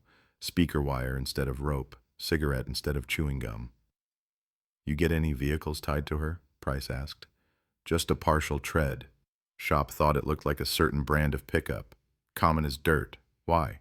She scribbled notes, heart pounding. Patterns, always patterns. Claire spent the day doing something she never thought she'd do again. Walking the streets of Caddo Springs without rushing through. Some storefronts recognized her, or thought they did. An old pharmacist gave her a discount without saying why. A teacher who'd had both sisters in class crossed the road to hug her, words tumbling out. How proud Lacey would be. How brave Claire was. She accepted it all with a numb half-smile, eyes always scanning the periphery. She wasn't hunting evidence. She was hunting feeling. Trying to catch that flicker in her gut she'd ignored as a child. The one that had whispered something is wrong when the garage guy had lingered a beat too long in the doorway. When she finally made herself walk the route from the high school to the spot where her sister's backpack had been found, the wind tasted exactly as she remembered. Hot metal, dry grass, a hint of exhaust. The distance felt shorter now. As a kid, it had seemed like miles. As a grown woman, it was a 15-minute walk. 15 minutes between noise and nothing. 15 minutes between being one of hundreds and being the only heartbeat on the road. She stopped where the ditch dipped lower, where the asphalt cracked more than usual. This was where they'd found the shoe. The textbooks. The ground sloped down just enough to hide someone crouched in the dark. A perfect ambush spot, or a perfect place for a struggle with no witnesses. She closed her eyes and tried to imagine what her sister had thought when headlights approached from behind. Relief, annoyance, wariness. Had she recognized the truck? Had she already decided what she would say yes to? A car slowed as it passed, the driver rolling the window down. "You okay, ma'am?" a voice called. A woman, middle-aged, concern creasing her forehead. Claire forced a smile. "Yeah, just remembering." The woman hesitated, then nodded. "We all do, honey," she said, and drove on. Claire watched her go, a small part of her thankful that, for all its failures, this town had at least learned to check on people walking alone on this road. That evening, as the heat bled off the pavement, Price and Morales sat across from each other in the squad room, the map between them, dotted with pins now, red for known, blue for suspected, yellow for could be. The Texas star of Holloway's life was starting to look less random and more like intention drawn in colored plastic. "If we go knock on his door again," Morales said, "we spook him. He shuts down, gets a lawyer, maybe moves. We lose proximity." Price nodded. "If we don't, he thinks we're done, gets comfortable. Comfortable men make mistakes." "Maybe we don't knock," Morales said slowly. "Maybe we make him come to us." She looked up. "How?" He shrugged. "You've already scratched his pride. Told him you know more than the headlines. Men like that? They don't like unfinished stories. They want to control the narrative. We give him an opening to correct it." The opportunity arrived without them forcing it. 2 days after the memorial, a letter showed up at the sheriff's office. No return address, no name, just their department's P.O. box in shaky print. The envelope contained a single sheet of paper, the kind you'd rip from a cheap notepad. On it, block letters, hard pressed into the fibers. You're wrong about how it happened. Below that, a simple, infuriating line. She wasn't scared, no signature, no overt threat, just an assertion, an insistence on controlling the most painful detail of the story. Price held the paper up, tilted it under the light. No watermarks, no smudged ink, nothing obvious. The letters were generic. Not the same style as the trunk notes, not clearly Holloway's, but the tone was perfect. Not remorse, not denial, correction. Could be any crank, Morales said, but his voice lacked conviction. Or it could be the one person who can't stand seeing his masterpiece misdescribed, Price replied. She flipped the page over, blank. Somewhere the writer had hesitated, pen hovering, wanting to say more, choosing not to. They sent the letter to the lab anyway. Maybe it would catch a trace of something, soil, skin oil, printer dust. While they waited, Price decided to push on a different front. Victims don't only leave evidence on scenes, they leave it on people, on their habits, on the way they lock doors, or don't, on the way they raise kids. She went to see someone who'd known Holloway best during the years that mattered, his ex-wife. The address Morales dug up led her to a small duplex in a town an hour away. White paint, flower pots, wind chime. The woman who opened the door had the wary look of someone who'd had a badge on her doorstep before. If this is about child support, she said, I already told the state he pays on time. Price held up her hands. I'm not here about money, I'm here about Lacey Dunn. The name landed like a stone in a pond. A ripple went across the woman's face. Recognition, then anger, then something like embarrassment. Took you all long enough, she muttered, stepping aside. Inside, the house was tidy, the kind of tidy that suggests control as therapy. There were photos on the mantel, a teenage boy, a younger girl, neither of them here at the moment. The ex-wife, Angie, poured 2 glasses of water unasked, set one in front of Price, sat down across from her at a kitchen table that had seen years of silent meals. I told your people back then, Angie said before Price could speak. They didn't write it down, or they did and someone lost it, or they decided he didn't fit whatever profile they had on the wall. Her hands clenched around the glass. He liked those games too much. Price leaned in. Tell me. Angie stared at a spot over Price's shoulder, voice flattening into the tone of someone replaying something unpleasant they've rehearsed. Every Friday, he'd find a reason to go near the school. Said business was good, boosters needed help with vans, that kind of thing. At first, I thought he was just bored. Small town, nothing to do. Then I watched how he watched the kids. Not like a coach, not like a dad, like a shopper. She shivered, then forced herself to continue. He'd come home wired, eyes bright, couldn't sit still. Sometimes he'd go back out, said someone called about a breakdown. No calls came to the house. He had a separate line at the shop, said it was easier for customers.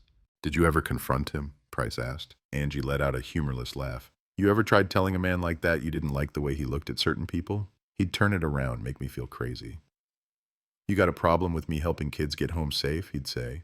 You want them walking in the dark? He'd say I was jealous, of teenagers. Made me sound pathetic enough that I started believing I was. She looked down at her hands. When that girl went missing, Lacey, they asked where he was. He gave them his little speech about being at the shop. They nodded, wrote it down, left. I asked him again, privately. He told me if I ever suggested he hurt anyone again, I could pack a bag. Why didn't you leave? The question was gentle, not judgmental. Angie's jaw tightened. I did, she said. Eventually, after we moved, after one of the girls at church told me he offered her a ride home and wouldn't take no for an answer. I took the kids and left. But by then, the Dunn case had gone cold enough that no one wanted to hear, my husband makes me feel unsafe after football games as evidence. She reached into a drawer, pulled out a small envelope, tossed it on the table. I kept this in case someone came back. I didn't think they would. You're late, Sheriff, but maybe not too late. Inside the envelope were 2 Polaroids, not crime scene shots, parking lot shots, kids milling, buses idling, in the corner of both, almost an afterthought, Holloway's truck. He leaned against it in one, talking to a girl Price didn't recognize. In the other, he stood alone, watching the crowd. The date stamps, 1 week before Lacey vanished, 1 week after. I took those because I wanted to show someone how he hovered, Angie said. Never got the courage. Show them now. Price tucked the photos into a folder with hands that felt suddenly unsteady. These weren't smoking guns. They were smoke that pointed toward a fire everyone had insisted was out. Did he ever mention Barrett? She asked. Angie's mouth twisted. He called him the quiet one. Said he was useful. Said some jobs needed 2 sets of hands. The room seemed to tilt. 2 sets of handwriting. 2 sets of hands. Angie met Price's eyes, and for the first time there was something like hope there. If he did what I think he did, she said, I want my kids to know I didn't stay with him because I didn't see it. I stayed because no one in a uniform would admit they saw it either. When Price drove back to Caddo Springs, the sky was bruising with another sunset. She parked not at the station, but at the edge of the high school lot, the same angle as the old camera. The stands were empty today, the field quiet. She took out Angie's Polaroids and held them up, aligning truck with truck, posture with posture, a ghost overlaying the present. Somewhere, Holloway was probably eating dinner, watching the news, seeing nothing about himself. Barrett still owned the banner of blame. The state was satisfied. But now the case file had more than suspicion. It had calls, routes, photos, patterns, an ex-wife's testimony, a sister's half-remembered arguments, a sheriff's refusal to play along with the illusion of completion. It still wasn't enough for handcuffs. It was enough for something else. In her office, under the hum of fluorescent lights, Price picked up a pen and, on the top page of the Dunn file, crossed out the bold, stamped word, closed. Beneath it, in smaller, angrier letters, she wrote a new one, continued. Then, without ceremony, she dialed a number she'd been avoiding, the FBI contact in Dallas. When the line clicked and a voice answered, she said, "We need to talk about a man who likes bridges, football games, and keeping his stories unfinished." The FBI agent from Dallas arrived without fanfare and without the jacket TV shows always give them. No windbreaker, no bold yellow letters, just a well-cut suit, a neutral tie, and a face that had seen too many case files and not enough justice. His name was Special Agent Noah Mercer. Late 40s, sharp eyes, voice like sandpaper dragged lightly over metal. He shook Sheriff Elena Price's hand in the lobby of the Caddo Springs station, glanced around once, absorbing everything. The plaques, the faded wanted posters, the coffee stains. The ghost of Lacey Dunn's case lingered in the air like smoke. They went straight to the conference room. No tour, no small talk. Price had already pinned the maps and photos up on the walls. Bridges, routes, school parking lots, a growing constellation of red and blue pins, the trunk evidence in plastic sleeves, the dispatch transcript, Angie's Polaroids, the hollow victory headline, Texas teen's 25-year-old murder solved. Mercer stood in the center of it all, hands in his pockets, turning slowly like he was inside a crime scene, not an office. "You understand," he said finally, "that officially the Dunn case is closed." His tone wasn't dismissive, just factual, a baseline. Price kept her gaze steady. "Officially, yes. On paper, on press releases. Not in reality." She pointed at the map, at the arcs connecting Caddo Springs to towns across 3 states. "This man has been walking under our radar for decades, and the only reason he's not just a footnote in Barrett's obituary is because I kept reading after the period." Mercer studied the footage on her laptop, the grainy parking lot, the pickup, the blurred girl. He watched it 3 times without saying anything. On the 4th viewing, he leaned closer, eyes narrowing. "You show this to a jury, it's circumstantial," he said. "You show it to me, and I see grooming, trust, familiarity." He straightened. "You're right. Barrett didn't do this alone." It wasn't validation she'd been craving, but it felt like oxygen anyway. He flipped through Angie's Polaroids, the ex-wife's careful warnings captured on instant film. "She'll testify?" he asked. "She's been waiting 25 years to testify," Price answered. Back then, they told her she was paranoid, jealous. Now she's just tired of being right in an empty room. Mercer nodded once, slow, absorbing it. "We're not reopening the Dunn homicide," he said. "We're opening a separate, parallel investigation into Holloway as a potential serial offender and co-conspirator.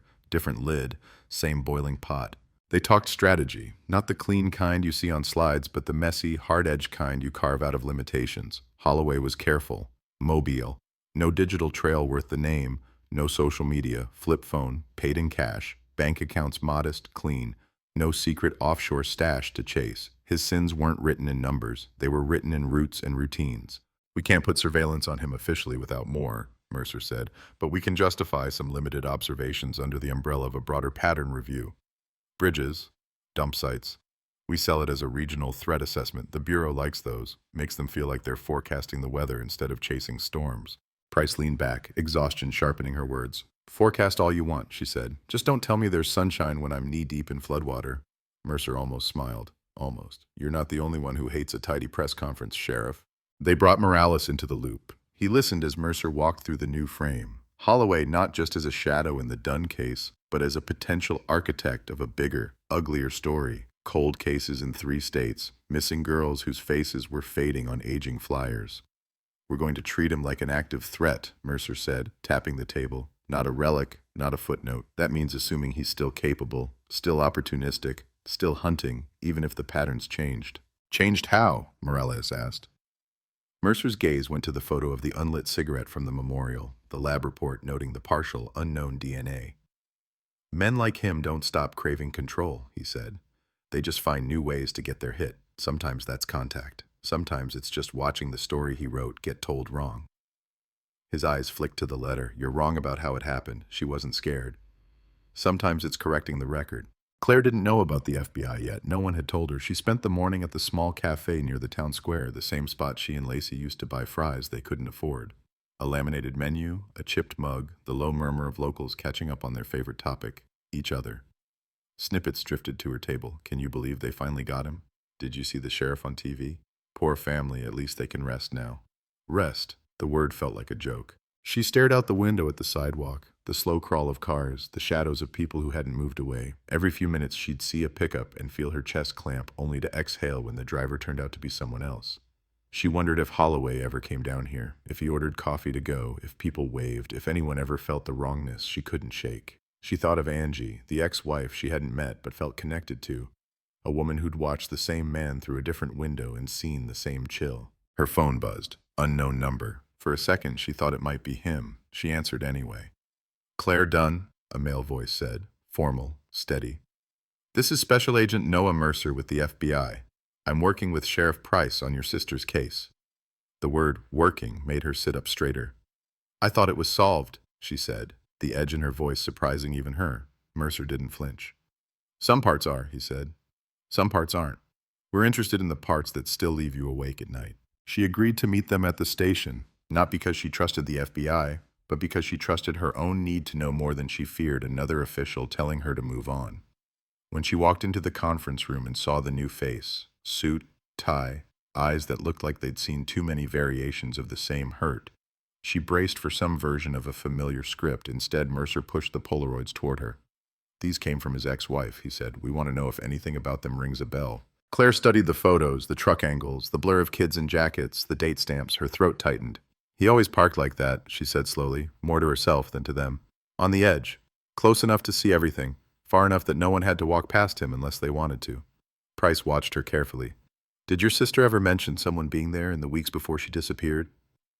Claire closed her eyes, reaching back. She called him an orbit, she whispered. Said, he's always on the edge of things, like a moon that doesn't want to land. I thought she was talking about a boy from band. I didn't realize she meant him. Mercer listened, filing away the metaphor. Orbits, edges, men who never put themselves in the center of the picture but controlled the gravity anyway. The Bureau's involvement changed the rhythm of town life in ways most people would never see. Rental cars appeared more frequently on streets no one visited unless they had to. Out-of-towners sat too long in diners, reading local papers they pretended to be fascinated by. A man with a fishing cap spent 3 hours near the bridge, 2 evenings in a row, tossing a line into a dry creek bed no fish could survive. Holloway's routes, home, work, grocery, gas, were watched, catalogued, mapped with the same precision he once reserved for his own dark cartography. He didn't change his habits, not at first. That in itself was a tell. Men who sense heat tend to flinch, veer, correct, retreat. Holloway moved through his days like a man who believed his version of the story so completely he couldn't imagine anyone else writing a different ending.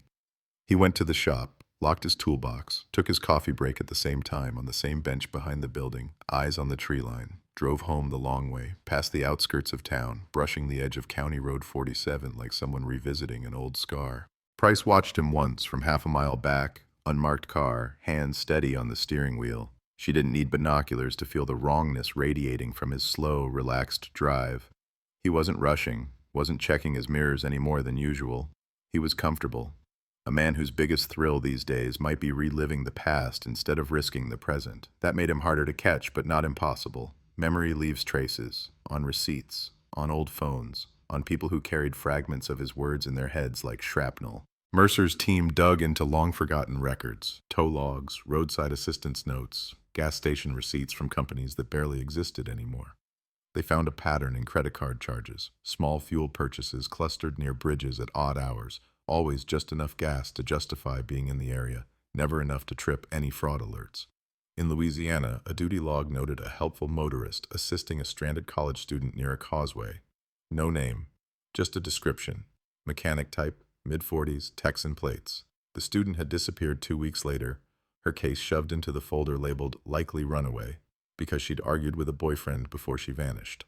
His alibis are just absence, Mercer said one night in the conference room, red string tracing interstate lines on the map. Places he could have been, nothing proving where he was. It's like everything in his life is built on negative space.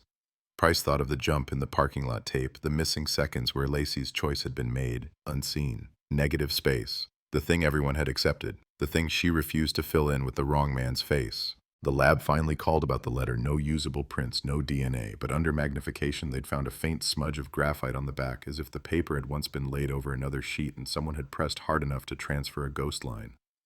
We enhanced it, the technician said, emailing an image. At first glance, it looked like nothing, just a curve, a partial arc. Then Price rotated it. Sideline chalk, the curve of a track, the edge of a bridge. It could be anything, or it could be a man's private joke, a reminder that he knew the sheriff would look too hard at an almost clue and taste frustration instead of satisfaction. Claire met Angie in person a few days later, arranged by Price in a neutral spot, a park halfway between their towns. The ex-wife and the sister of a victim. Two women who had lived in the wake of the same man's choices, both carrying different parts of the same weight. Angie apologized before she even sat down. I should have yelled louder, she said. Back then, I should have made them listen. Claire shook her head. You yelled. They didn't hear. There's a difference. They swapped stories over coffee and paper cups. Claire talked about the arguments overheard, the flyer, the way Lacey's smile had shifted in those last months. Still bright, but edged with something watchful. Angie talked about the nights Holloway came home late, smelling not of beer or perfume, but of highway and sweat and a faint metallic tang that wasn't quite engine grease. After that girl went missing, she said, he started watching the news more. Not like he was scared, like he was checking the weather, seeing which way the wind would blow. Did he ever say her name? Claire asked. Angie stared into her cup. Not once, she said. He'd say that girl, or that case, or that mess. Like it was a traffic jam, not a person. She looked up. When they said on TV they finally caught the man who did it, I watched his face. He didn't smile, didn't frown, just blinked slowly like he was listening to a song he'd already heard, but someone had rearranged the notes. That night, while the town's lights blinked out one by one, Holloway stood in his living room, TV off, house silent. On the coffee table lay a clipping he'd kept from the recent coverage, Lacey's photo, the words solved in bold next to Barrett's name. He picked it up, smoothed the crease with his thumb. Behind his eyes, the scene played as it always did, the stadium glow, the truck door, the road, the bridge. Not like the report said. Not like the commentators guessed. His version. The one detail he'd never speak out loud, the one he clutched the tightest. The moment her hand had rested on the door. Not trembling, not forced, just hesitant, curious. He had told himself for 25 years that hesitation wasn't fear. That curiosity was consent. That lie had been his armor. He folded the clipping carefully, slid it into an old manual on the shelf, spine cracked, pages oil-stained. As he did, headlights swept briefly across his front window, lingering. A car driving slowly past. Not unusual, not on a suburban street, but his shoulders tightened anyway. For the first time in a long time, he felt the uncomfortable sensation of being imagined from the outside, of someone building a story about him the way he'd built stories about other people. On a quiet road outside town, an unmarked sedan rolled on. Mercer drove. Price watched the house shrink in the rear-view mirror. He'll feel it, she said softly. Sooner or later. Mercer nodded. Good. Men who feel observed make mistakes. He kept his gaze on the dark ribbon of asphalt ahead. You know this might not end with cuffs, he added. We might only get him halfway. Enough dots to draw a picture you and I believe. Not enough to color inside the lines a jury needs. Price looked out at the fields, the faint silhouette of the bridge in the distance. I don't need a clean ending, she said. I just need to drag his story into the light so no one else calls his thing over and goes to sleep thinking monsters stay buried just because someone stamped case closed on a file. In the distance, thunder rumbled. Not loud yet, not close, but coming. The kind of storm you could feel in your teeth before the first drop ever hit the dust. The first crack didn't come from a confession. It came from a file box that hadn't been opened in 14 years. In a basement, in another state. A clerk in the Oklahoma Sheriff's Office wheeled it into a fluorescent-lit evidence room, sighing like this was just another chore. He had no idea he was pushing a ghost toward the light. The label on the side read, Jane Doe, I-44, 2011. Mercer had asked for it the way he asked for a lot of things. Calm, persistent, relentless. Bridge cases, he'd said. Wrist ligature, no sexual assault, neat dumps. Patterns, always patterns. When they opened the box, the air inside smelled like paper, dust, and rain, long evaporated. Crime scene photos, autopsy reports, One plastic bag with a coil of cheap speaker wire looped and tied, then cut. The Oklahoma detective flipped through the inventory list, frowning. "We thought it was a robbery gone wrong," he said over the speakerphone to Mercer and Price, his voice crackling into the Caddo Springs conference room. "But nothing was taken. No ID, but nothing obvious missing. We're not proud of the way we shelved it. Felt unsatisfying." "Send the wire," Mercer said, "and anything else that doesn't leak information all over the chain of custody." His tone was measured, but Price could see the tension in his jaw. Speaker wire, bridges, no sexual assault, neat like someone who treated a body the way he treated an engine. Problem identified, problem handled, residual mess cleaned up. The sample arrived 2 days later in a padded envelope, escorted by a courier who signed 3 forms and left without asking questions. The state lab got it next. Rush order. Not because anyone cared about a Jane Doe from 2011 anymore, because the Dunn case had heat again, even if no one outside this room knew it. The technicians ran the tests: polymer makeup, manufacturing batch, microscopic nicks. Then they called, voices edged with the thrill of a puzzle solved. "Same brand as the Dunn wire," they said. "Same batch line, same microscopic wear pattern on the cut ends. Whoever tied that girl's wrists in Oklahoma and whoever tied Lacey's learned from the same spool." Barrett was dead in 2011. Holloway was very much alive. The conclusion didn't require a blackboard. It just required the courage to say it out loud. Price did. "This is his," she murmured, staring at the comparative photos. 2 wrists, 2 sets of grooves on skin, 2 bridges over different stretches of highway. Her ghost got dragged under the wrong overpass, but he's the one who drove. Mercer nodded slowly. "We put this in front of him. It'll mean nothing," he said. "He'll shrug, say he never owned that wire, never left the state, never knew the girl, but we don't show it to him for him. We show it to everyone else if he ever tries to sit there and play innocent. We build the cage before we throw him in." Outside, the town moved through another week like it had survived something instead of standing on the edge of it. Kids rushed to practice. Parents argued over grocery prices. At the diner, someone taped a newspaper clipping about the memorial to the wall, Lacey's face in a corner, balloons in the sky, Sheriff Price mid-handshake with the mayor. Customers pointed, nodded approval. "Finally did right by that family," they said. No one mentioned the man in the cap on the back row of the bleachers. No one had seen him except the people who knew to look. Holloway kept his routines, kept them so precisely they began to look like choreography. Wake, coffee, work, locked toolbox, lunch alone, home by 6:30, news on low volume. Some nights he took a slow drive along the perimeter of town, past the high school, past the road to the bridge, past the old auto shop he no longer owned. Always the same loop, an orbit. Just like Lacey had said, a moon that didn't want to land. One of Mercer's agents sat in an aging sedan across from Holloway's house 3 evenings in a row, radio murmuring, eyes on the front door. On the 4th night, something changed. A second car pulled up. Older model, local plates. A woman in her 20s climbed out, hair pulled back, scrub top from the clinic in the next town. She walked up the path like she'd done it before. Knocked once. Holloway opened the door. They talked briefly, her hand moving as if explaining something. He stepped back, let her in. "What's our nurse doing with him?" Mercer asked, watching through a long lens from half a block away. Price didn't like the answer her gut gave. "He has kids," she murmured. "And kids have friends. Friends grow up. Old connections don't disappear. They mutate." They ran the plates. The woman was named Hannah, 28, works nights at the urgent care clinic, lived in town since high school. No criminal record, no red flags, just a life, a job, a habit of visiting a man who should have been no one to her. When they canvassed quietly, dropping her name like it wasn't bait, someone at the clinic finally shrugged. "She's his daughter," they said.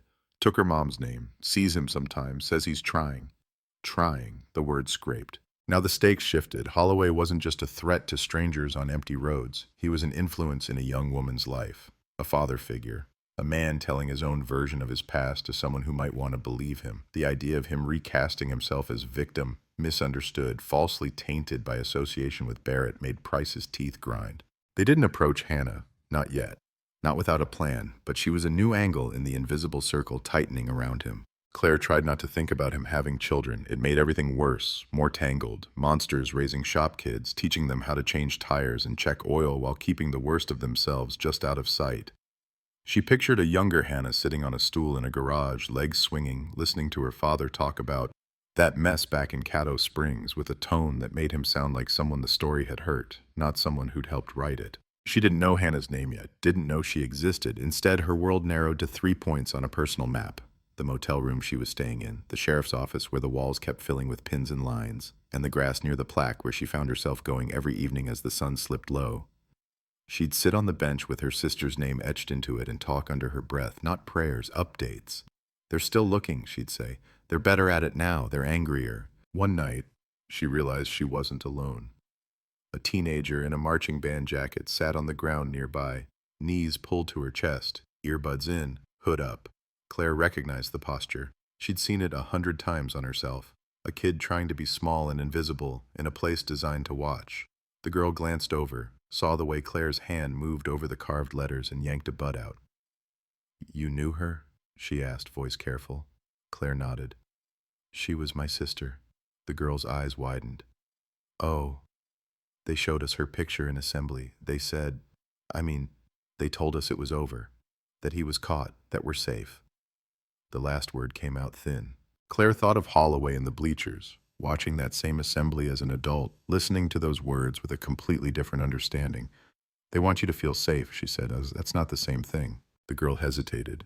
"My mom won't let me walk home," she said, "even with friends. She says some men never really go away. They just get quieter." She looked back at the school, at the darkening parking lot.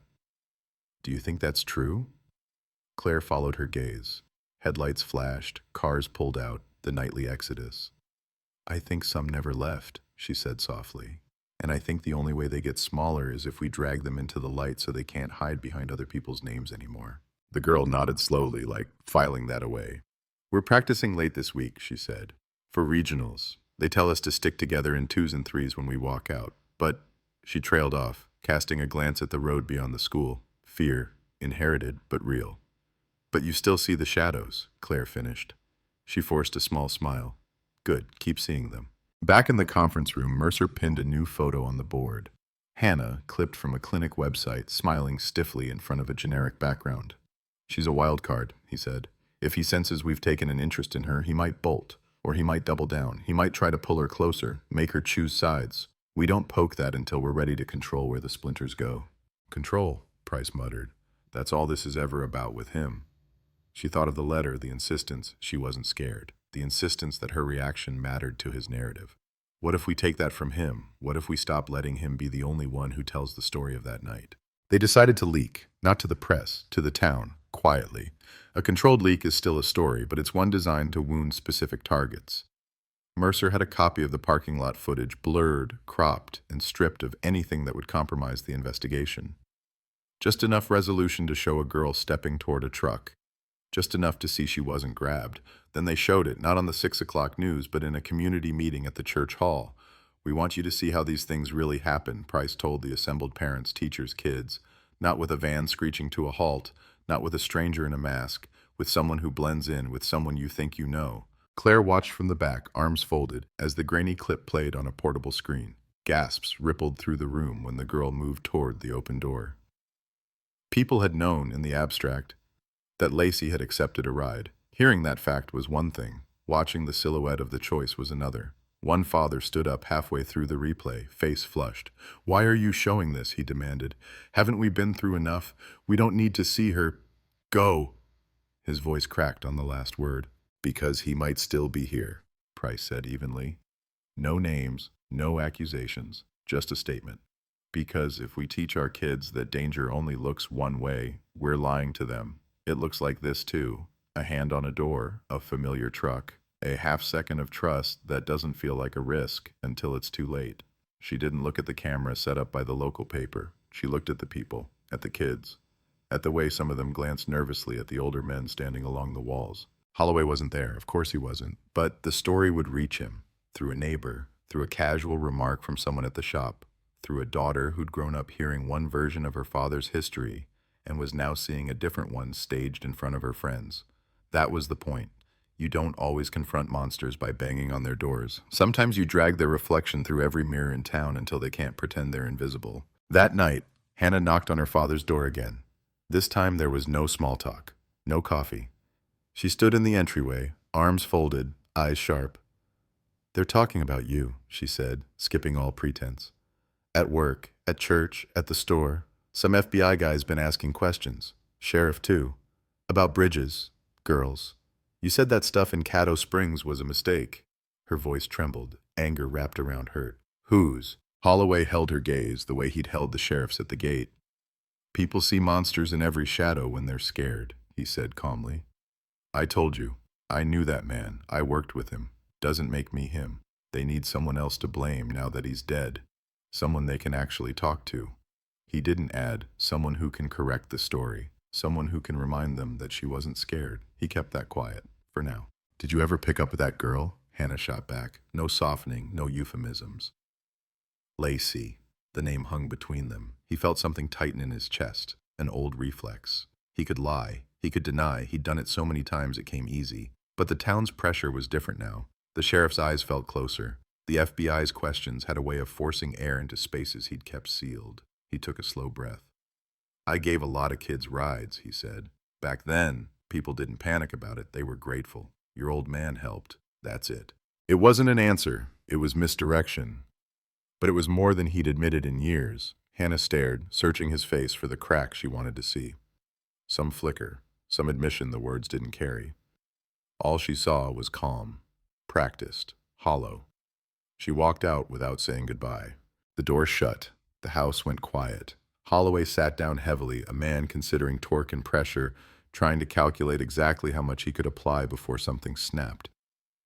He thought of the letter he'd sent, the one that hadn't landed the way he'd expected. They hadn't gone on TV to correct their account. They hadn't printed a retraction about the fear in her eyes.